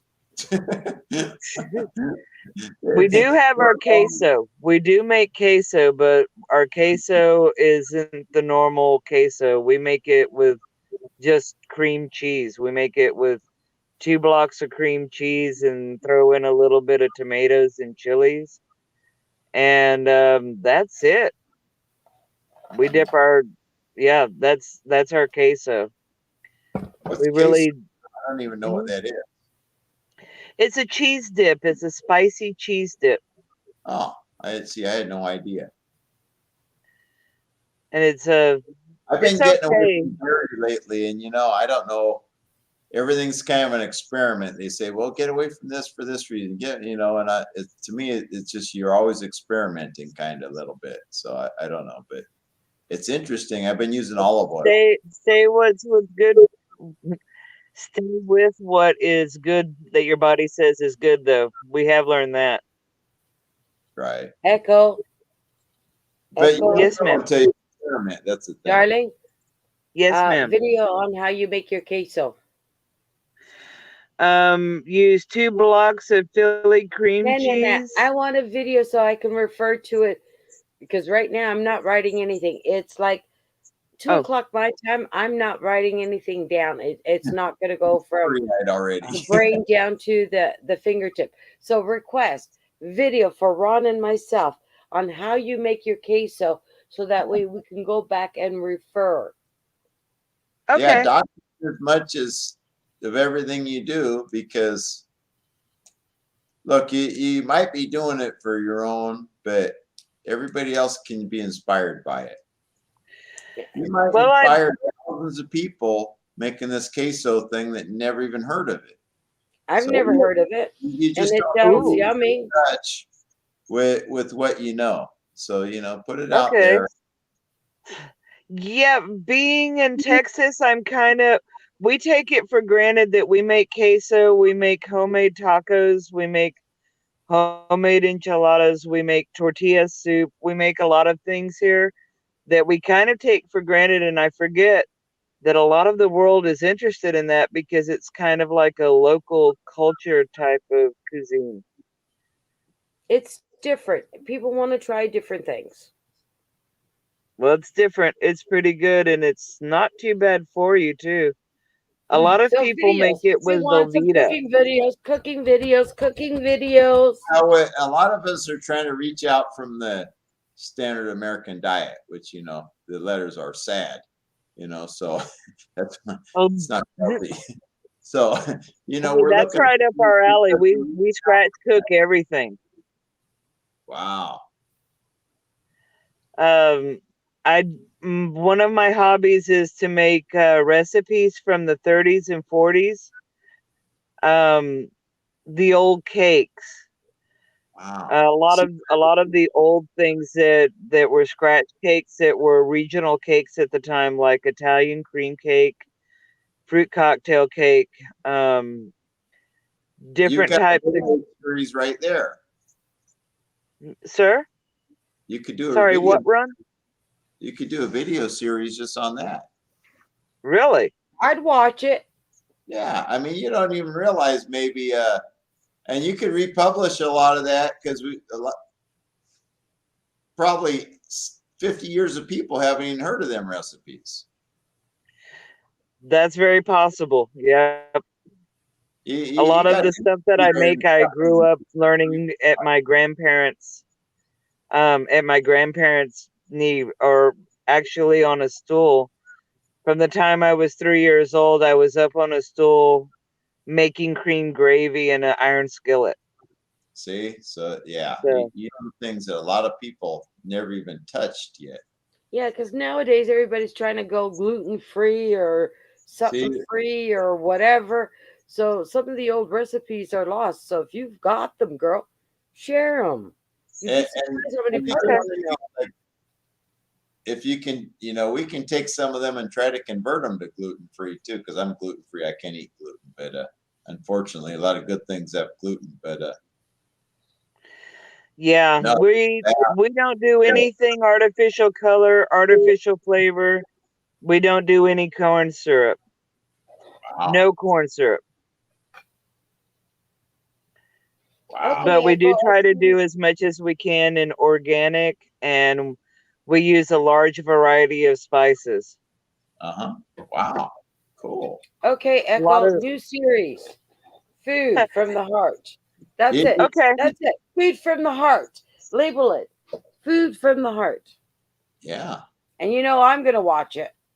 Yeah, cool. Because I do. I love comfort food. I love cooking for people. I love people saying that it's delicious and food that makes them feel good. wow. So, and yeah, and You better, the little you, one that I have, she's cooking very well too. All of my kids know how to cook, scratch cook before they leave the house. wow. You better watch out bringing that bus over here. You come out and the wheels are gone. You're not going to be able to leave. Echo, I want to Gotta know how to drive make with a no cake wheels. from scratch. Okay. Where's my I'm bus? not a baker. I'm a cook. Okay. I'm not a baker. So I'm trying to learn how to bake stuff. And unfortunately, a lot of the channels that I've watched, they still they're baking it, but they're using the prepared bake crap. Oh, I want to know how to make it from No, scratch. that's not real no, bacon. I only make from scratch. I only use real vanilla. I won't use imitation anything. Wow. We try to have a totally chemical free diet. Well, I'm making my own vanilla with the beans and the vodka I got. So Ooh, that's nice. so I they I say buy 6 months. I buy the vanilla from Mexico online, and you get a very big bottle of it for like $10, and it'll last me, almost a year. I've been But I wanting to do. Go ahead. go ahead. I've been wanting to do some with tequila because here's the thing with vodka. Sometimes the alcohols they make with wheat. Yeah, all vodka, most vodkas aren't even made from potato. But tequila, they don't make that out of wheat. Hmm. And it's kind of a regional California. Yeah, it's from a agave plant of some sort. I bought some vanilla beans. Probably, I don't know if they'd even be worth doing now. Probably a couple years ago now, but I was going to put them in the either that or the mezcal and try to make some because of that. Because I found out that the hard alcohol, even vodka, isn't just. You have to really look for vodka that's made with potato. I think I would make your vanilla with the white tequila. That is probably the least flavorful and would really bring out your vanilla bean quite a bit. I think Now that that I would. have more time because my job changed, I should do it again. I kind of forgot, fell in the back of my brain like a lot of things, but you brought it back to the surface. Okay, so videos. The first video, cake from scratch, and then that cheese sauce. You better watch Two that. requests. Okay, Two bus requests. first. The Bay Area is kind of a gourmet mecca. You might come in here and make billions and never want to leave. Well, that's going to be interesting if anybody will watch a cooking channel from a bus. But uh, I would like people to know how to make good food. I would like everyone to know how to Yep. make good, healthy, nourishing food that tastes good and it's their comfort food. Because we basically decide what we're going to cook the next couple of days by what we're hungry for. And we're always hungry for something on our recipes. Well, like I said, I'm watching a young lady. Well, not a young lady, but younger than me, out of Texas, and I thought you would have good Texas recipes. Unfortunately, a lot of the stuff that she's been using has been something prepared. Like even with the cornmeal or cornbread, they're using some sort of prepared cornmeal batter type thing. And I want to learn No. how to make traditional because your cornbread down in the States is different than our cornbread up here. So I Mm-hmm. want the traditional cornbread, but I don't want something that comes partially out of a bag of some sort. Plus, anything that you Well, just I use white cornmeal for my cornbread, but it is just cornmeal. And then I add on to it. You have to add stuff to it. But yeah, I agree with you. I don't go with the Martha White little cornbread package. It doesn't last long enough on the shelf for me. I like to have a good pantry that's full of all of my ingredients, and then I can make them into dozens of different things. wow. If you just have a package of cornbread mix, that's nice for convenient food, but then you're missing out on other things like hush puppies and you know What are hush different. puppies? Huh? What are hush puppies? When we go ahead and have a fish fry and fry it fish, you take uh you take your cornbread mix just like it was you were making cornbread, and then you add a little bit of onions and celery into it, little bits of it, and you roll it into little balls and you drop it and you fry it. You drop it into hot oil and fry it. And it makes Mm. exactly. It's as good as It's that. cornmeal dough. Okay, third video, Just hush about. puppies. Yes, ma'am. I'll give you a list of the videos that I like to see. And if I like to see them, a lot of other people will like to see them also. Oh, you're so Well, this sweet. that's kind of appropriate, Glenn, because sugar cane's a tropical too. Like I said, I've watched. I'm subscribed to someone um, who's in Texas, and unfortunately, uh, a lot of the stuff that she's making, she's using a lot of prepared stuff, like a lot of prepared sauces. Betty out of the cardboard box. Yeah. Yeah. So No, no, no, I no. when I see those, I kind of skip it because if I'm going to watch a cooking, a baking, especially baking, I want it to be natural. Like I said, I'm a cook. I put any food in front of me, and I will spice it up and cook something out of it. Baking is not my forte. It's only been in the last year that I started making my bread, and I've tried different Ooh, recipes, and my neighbors, no matter what recipe I try, they love it. So I know I'm good on the bread. But you're on the right track.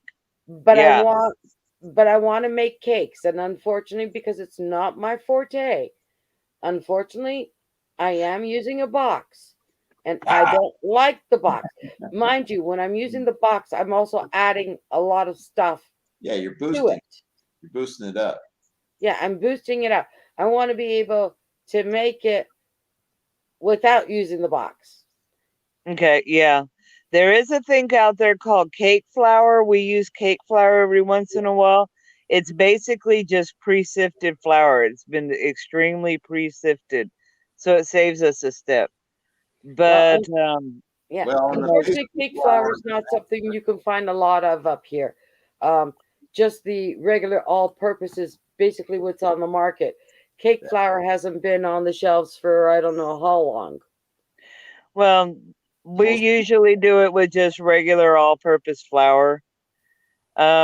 We've started making our own candy now too. We used to like peanut butter cups, the Reese's, and we uh we wanted to see if we can make a peanut butter cup without any peanuts so that some people we knew with peanut allergies could taste what a Reese's tasted like. And so we make it with almond butter, ah, and it interesting. is delicious. But yes, we're making stuff completely from just the cocoa, the flour, from bar chocolate that's, the baking chocolate that's 99% cacao. We're trying to we are adjusting some of our recipes. I like coconut oil quite a bit. And some of the recipes that I have call for lard and for bacon grease. Bacon grease to me is kind of like a cornerstone of it's a spice. We really like it when we make green beans. We'll put a little tiny bit of bacon grease in there, and it makes a heck of a difference without any salt or pepper. So yeah, it's definitely what a lot of people have told me. It's too tedious. Are there any shortcuts? And I told him if there were shortcuts that came out with the same sort of result, I'd do it. But all of the shortcuts that friends of mine have tried with recipes that I gave them, it didn't taste the same. And really, yeah, I much prefer the scratch stuff too. Do you make butter tarts? No, I don't make butter tarts. I don't even know what a butter tart is. So Um, it's yeah, you know what it's pecan pie is? pecan pie. Yes, it's easy. I Okay, was so surprised it's how a easy smaller it is. version of it, but Ma'am? it uses I can't remember what kind of nut on top of it, but it's the same type of concept as pecan pie, It's got a which Yeah, I like. okay. I'd like to know how to make that too.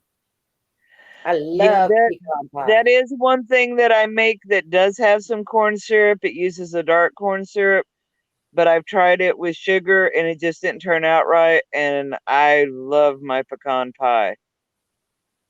Okay, another I video used, pecan pie. okay, yeah, no problem. I used to drive 2 hours, 100 miles away to be able to get this one delicious pecan pie.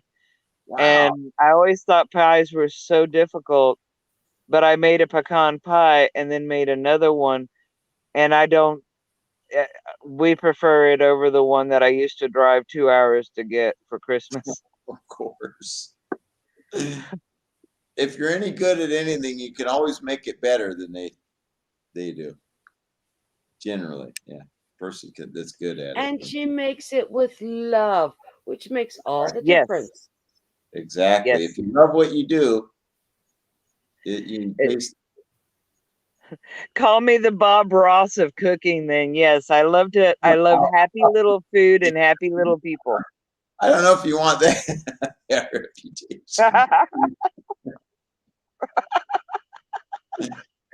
I made you smile and laugh. That's good. Yeah, yeah. But yeah, that you know what? Good food is getting more and more popular out here.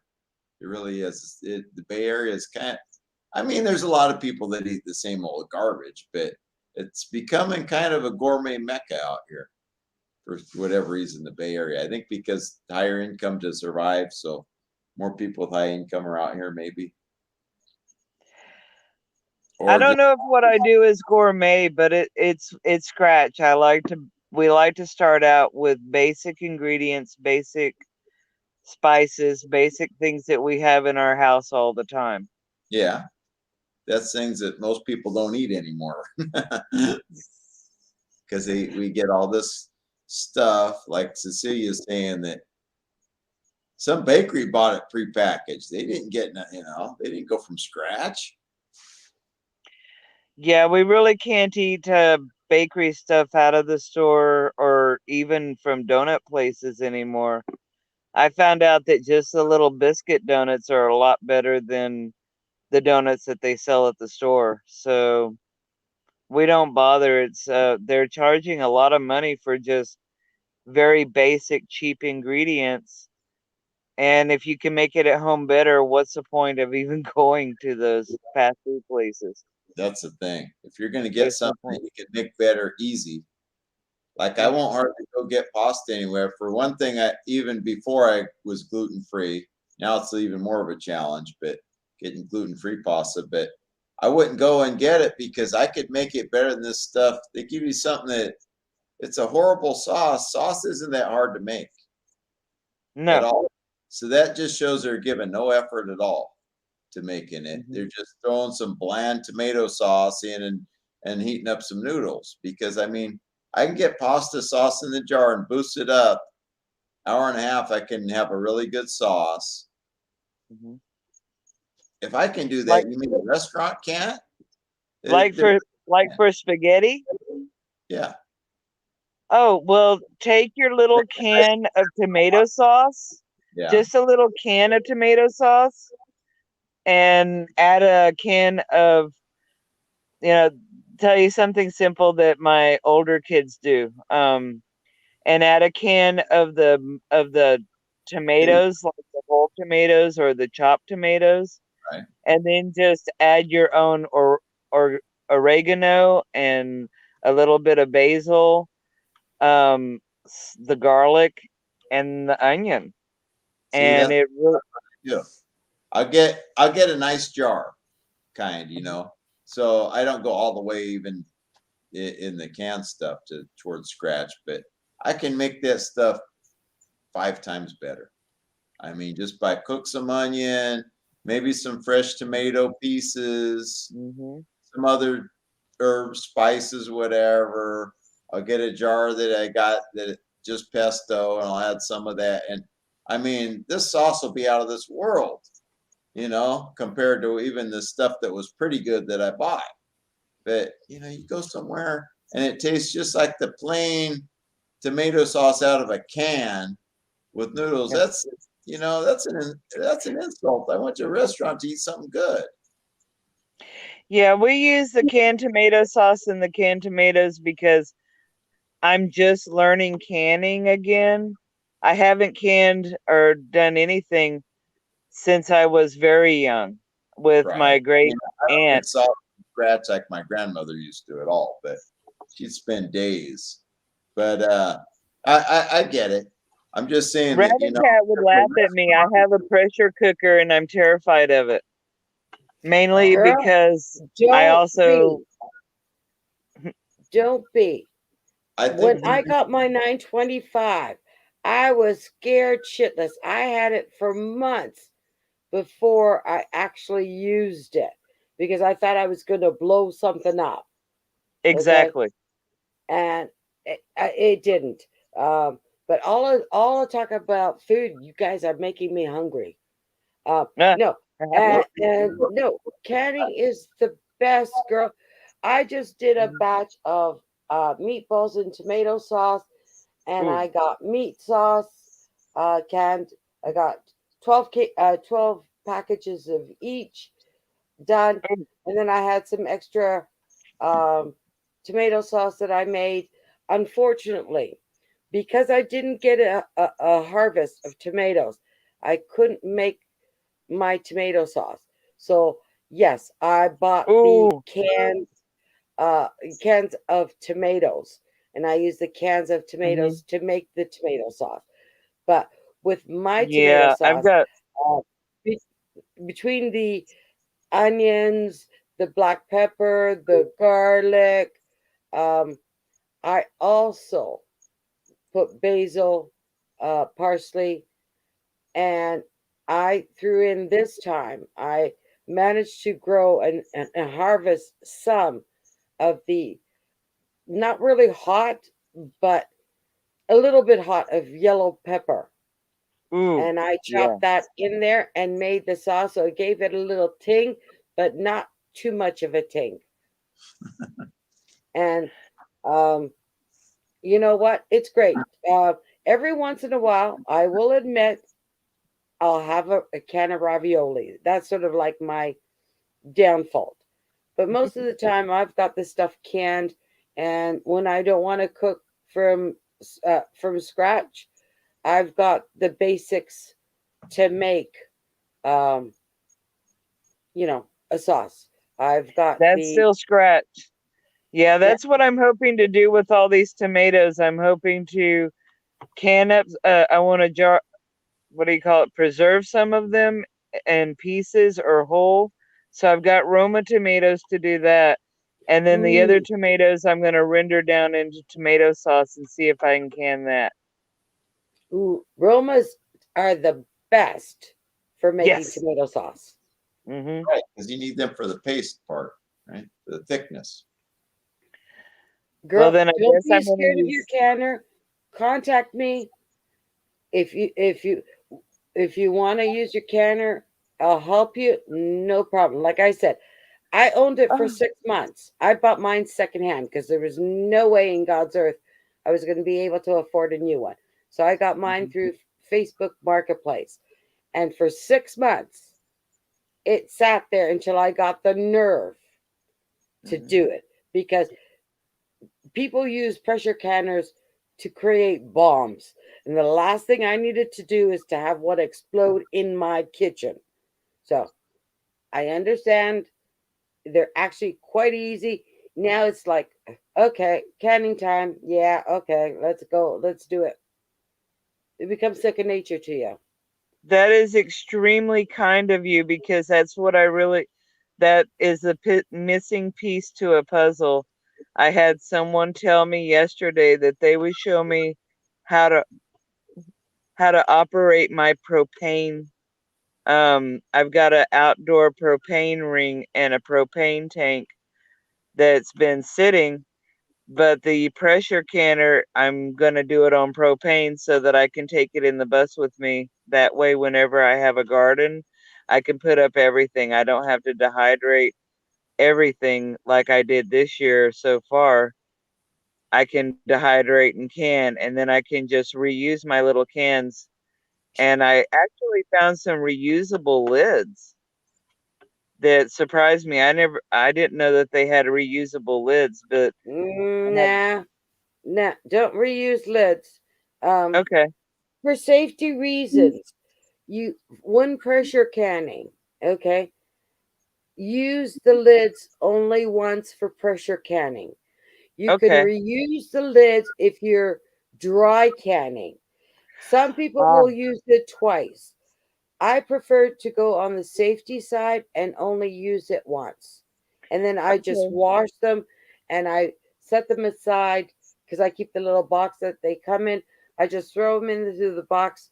And then if I open up a jar, I will take that lid off and I will put the other lid on if I'm going to, dry can, some spices or some herbs or Better. or peppers that I've dehydrated, you know, I'll reuse it that way.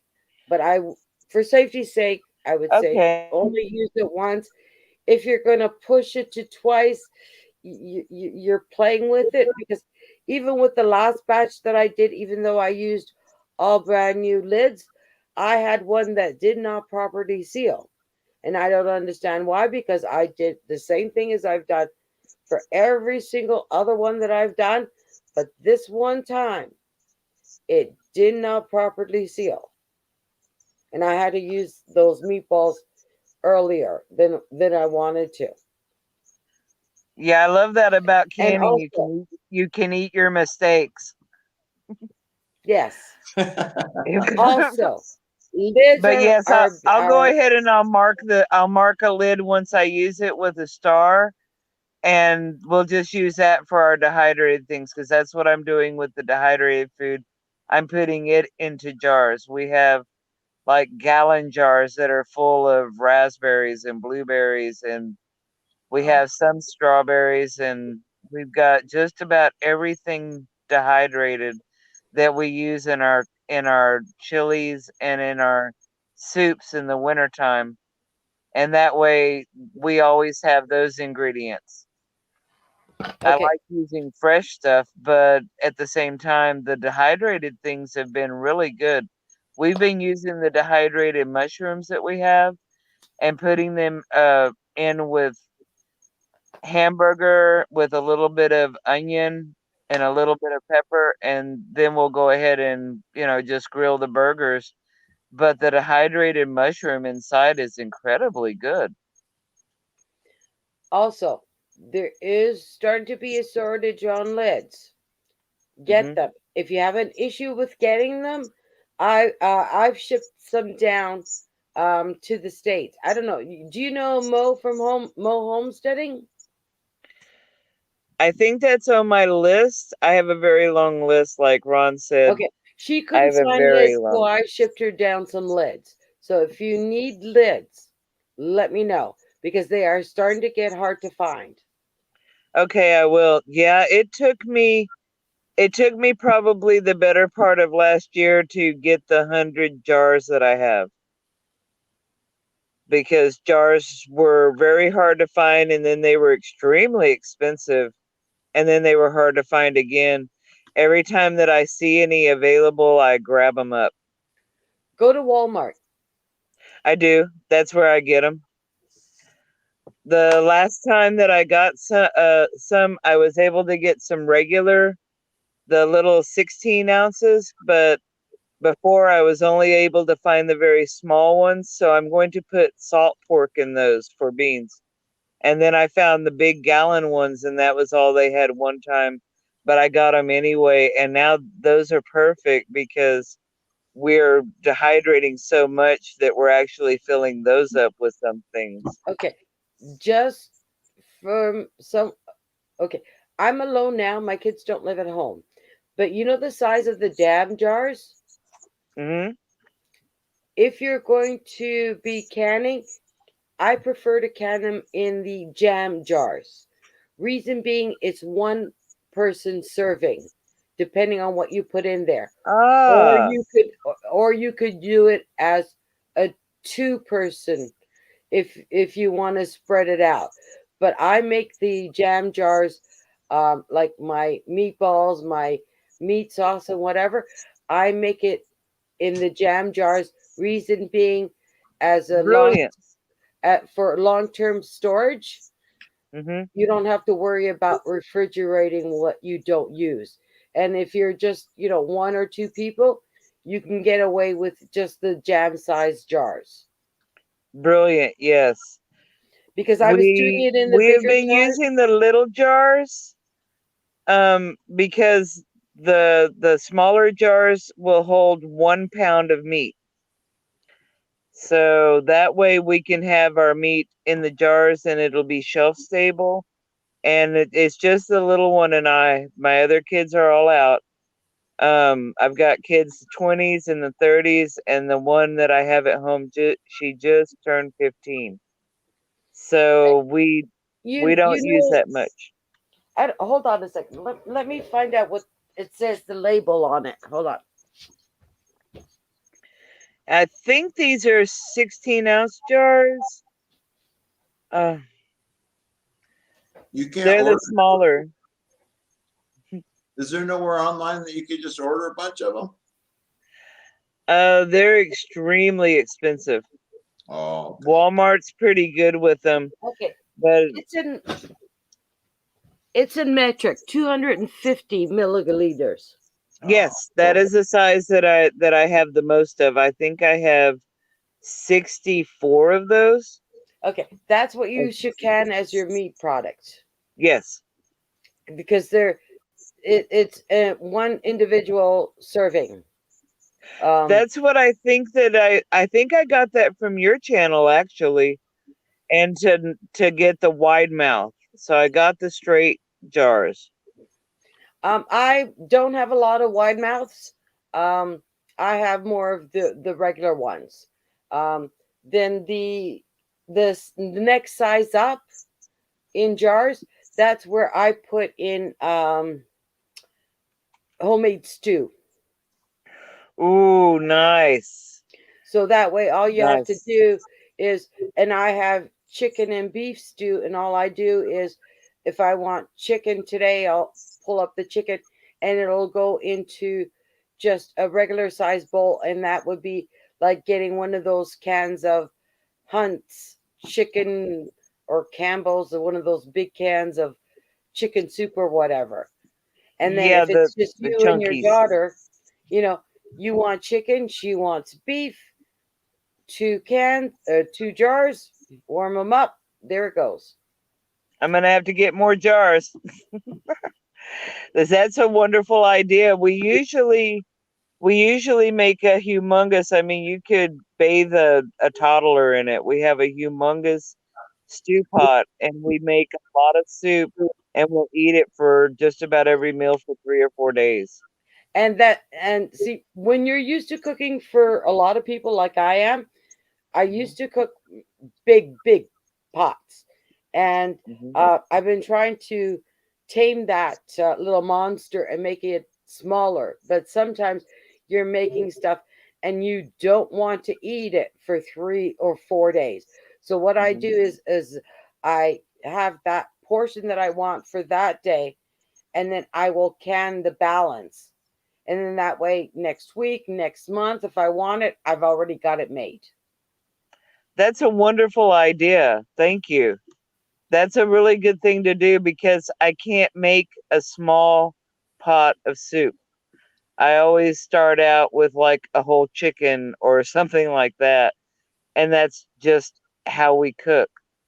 I've tried to cut it down to smaller before, but I always end up having to use 2 pots because I don't use a small amount of vegetables. I use a good amount of vegetables, a good Again, amount of everything. make make what you normally make, and then just get those jars and stuff it in the jar, and then you know I'm eating stuff that I made last year that I Cool. have no issues with. I have soups and stews that I'm eating um right out of the jar. Just open up the jar and warm it up, and it's there.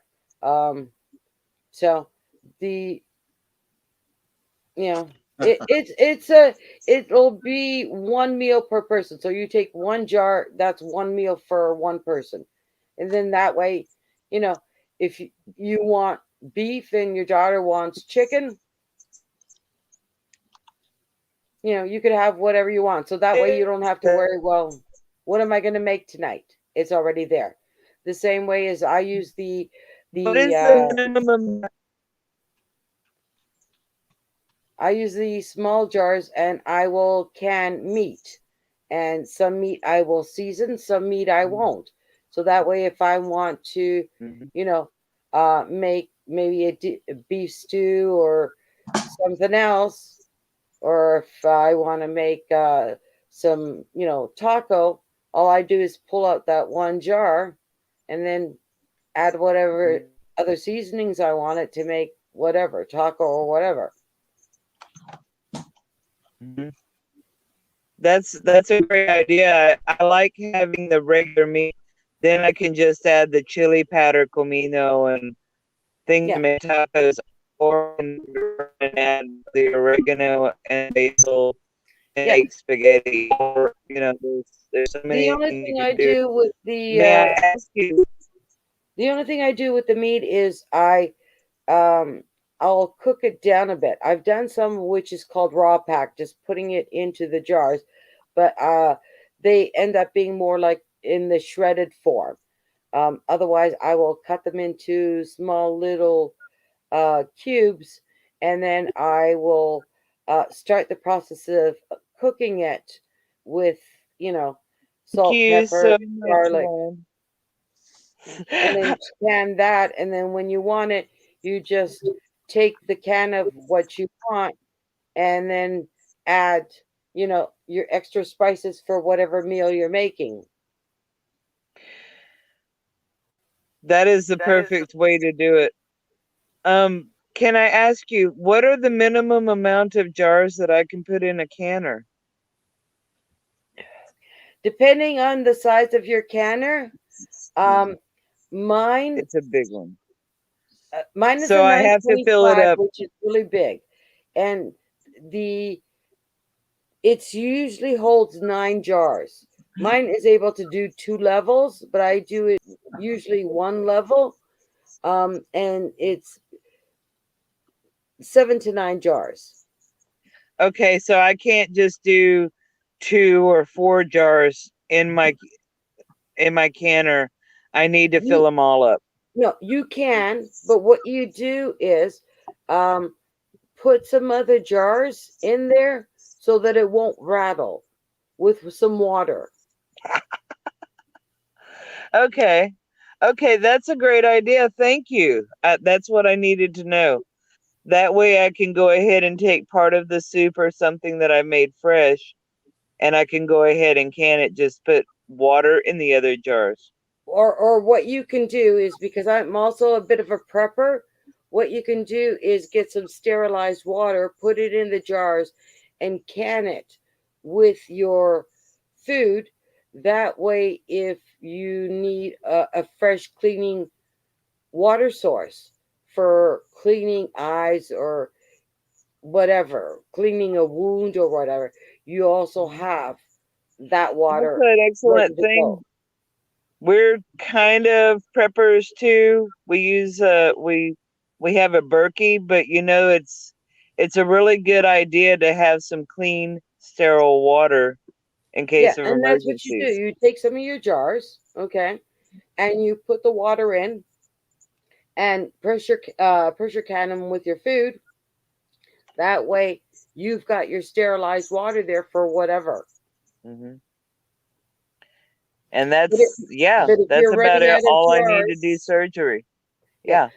But if you're running out of jars, just put jars with water. Otherwise, they'll rattle around.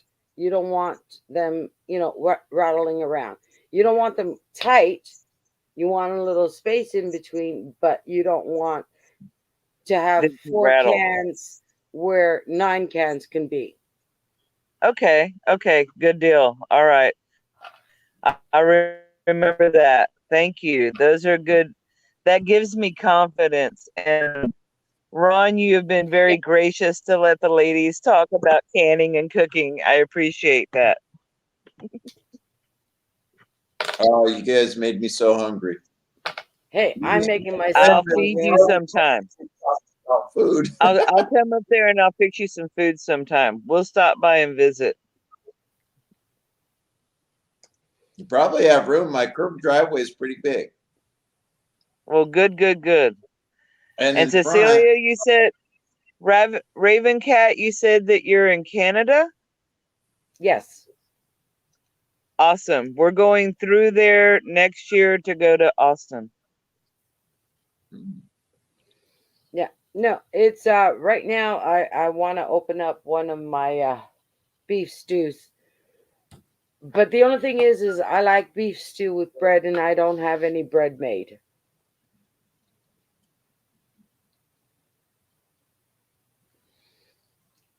But no, my first time when I did my canning, I misjudged how many jars I needed. That's when I decided to put in the water, and so I have a couple of bottles of sterilized water, to be used. Ah, cool.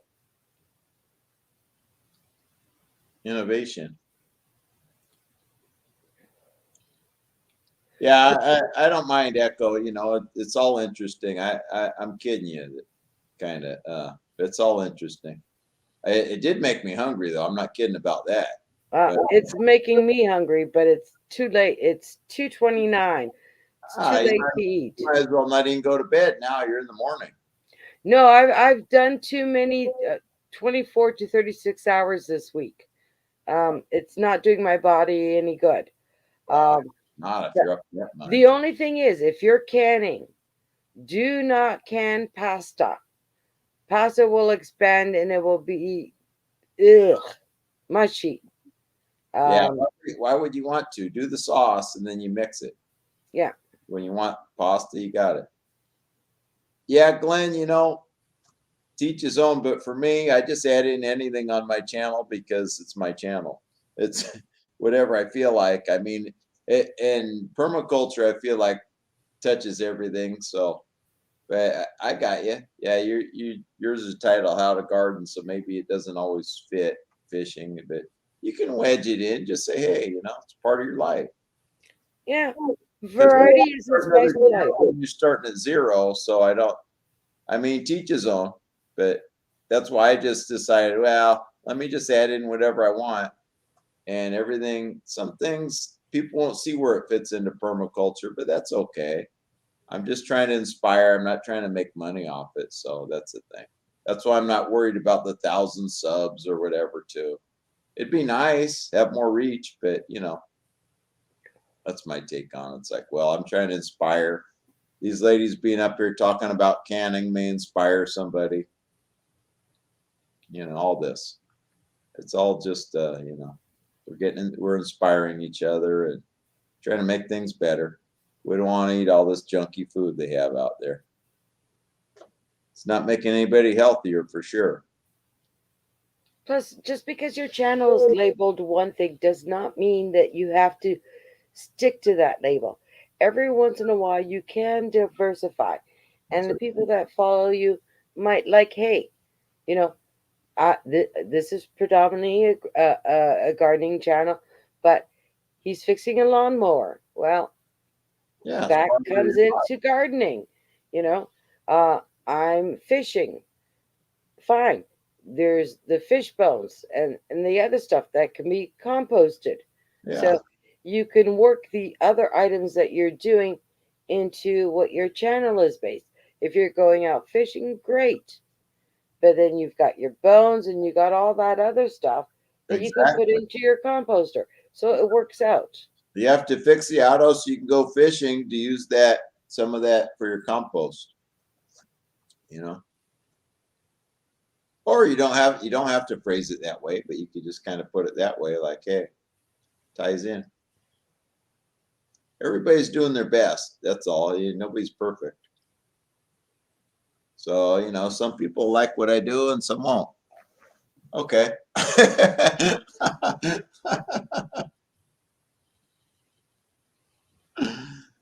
Yeah. Well, you know what? You put what you got out there.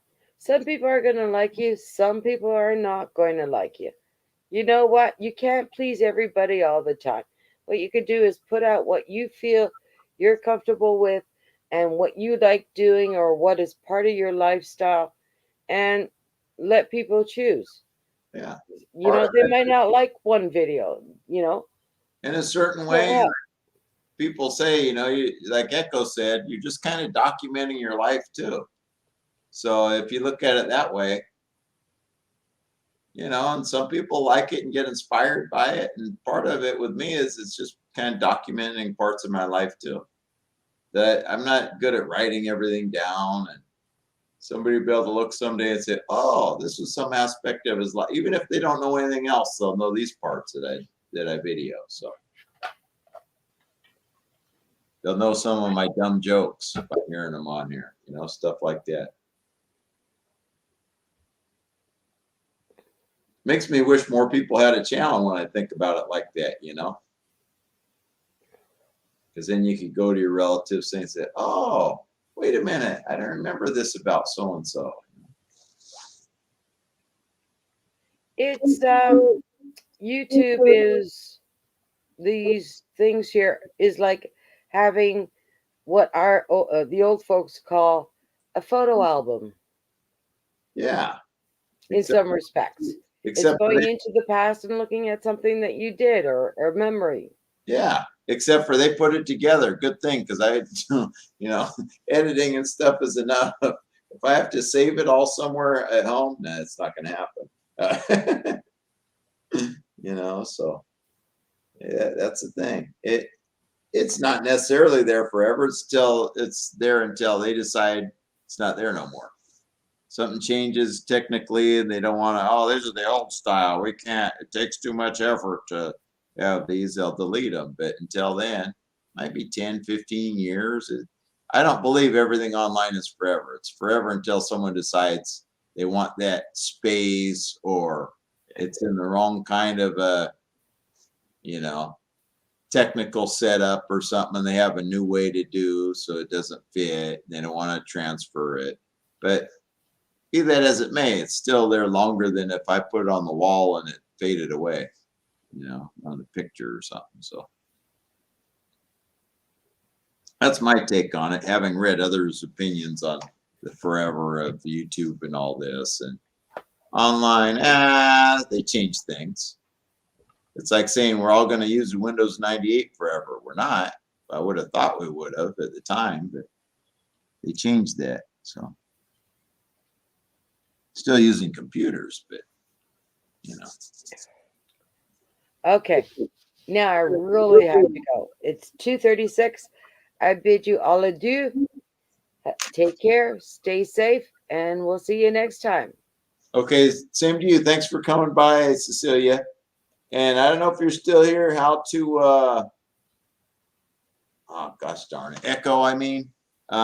Thanks for coming by also and getting on the panel. Thanks to you, Glenn, for coming by, How to Garden. And I don't know who else was here. John Balut was here. Thanks for coming by. Uh, Balut John, I guess. Pinos Habit, if you see this, thanks for coming by. J3, thanks for coming by. Brett Glasso, thanks for coming by. Anybody I missed? I'm not sure.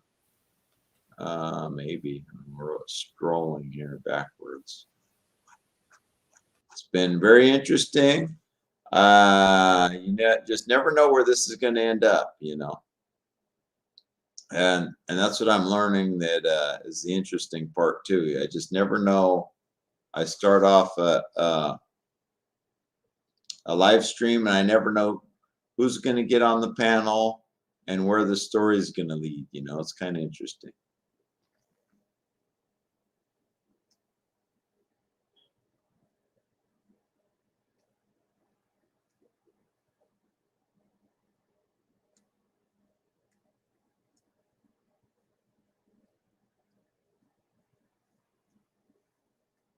And this has gone on because all the conversation, I let this drag on. I was originally going to go like an hour and a half, right? So here we're right at about 4 hours. And even though it's not super late here like it is in some places, I'm going to call it a night because it's almost midnight here, even though it's probably like about 3 a.m. there, huh, Glenn? Anyway, I'm going to call it a do. Good night, all. Thanks for coming by. See you on the next one.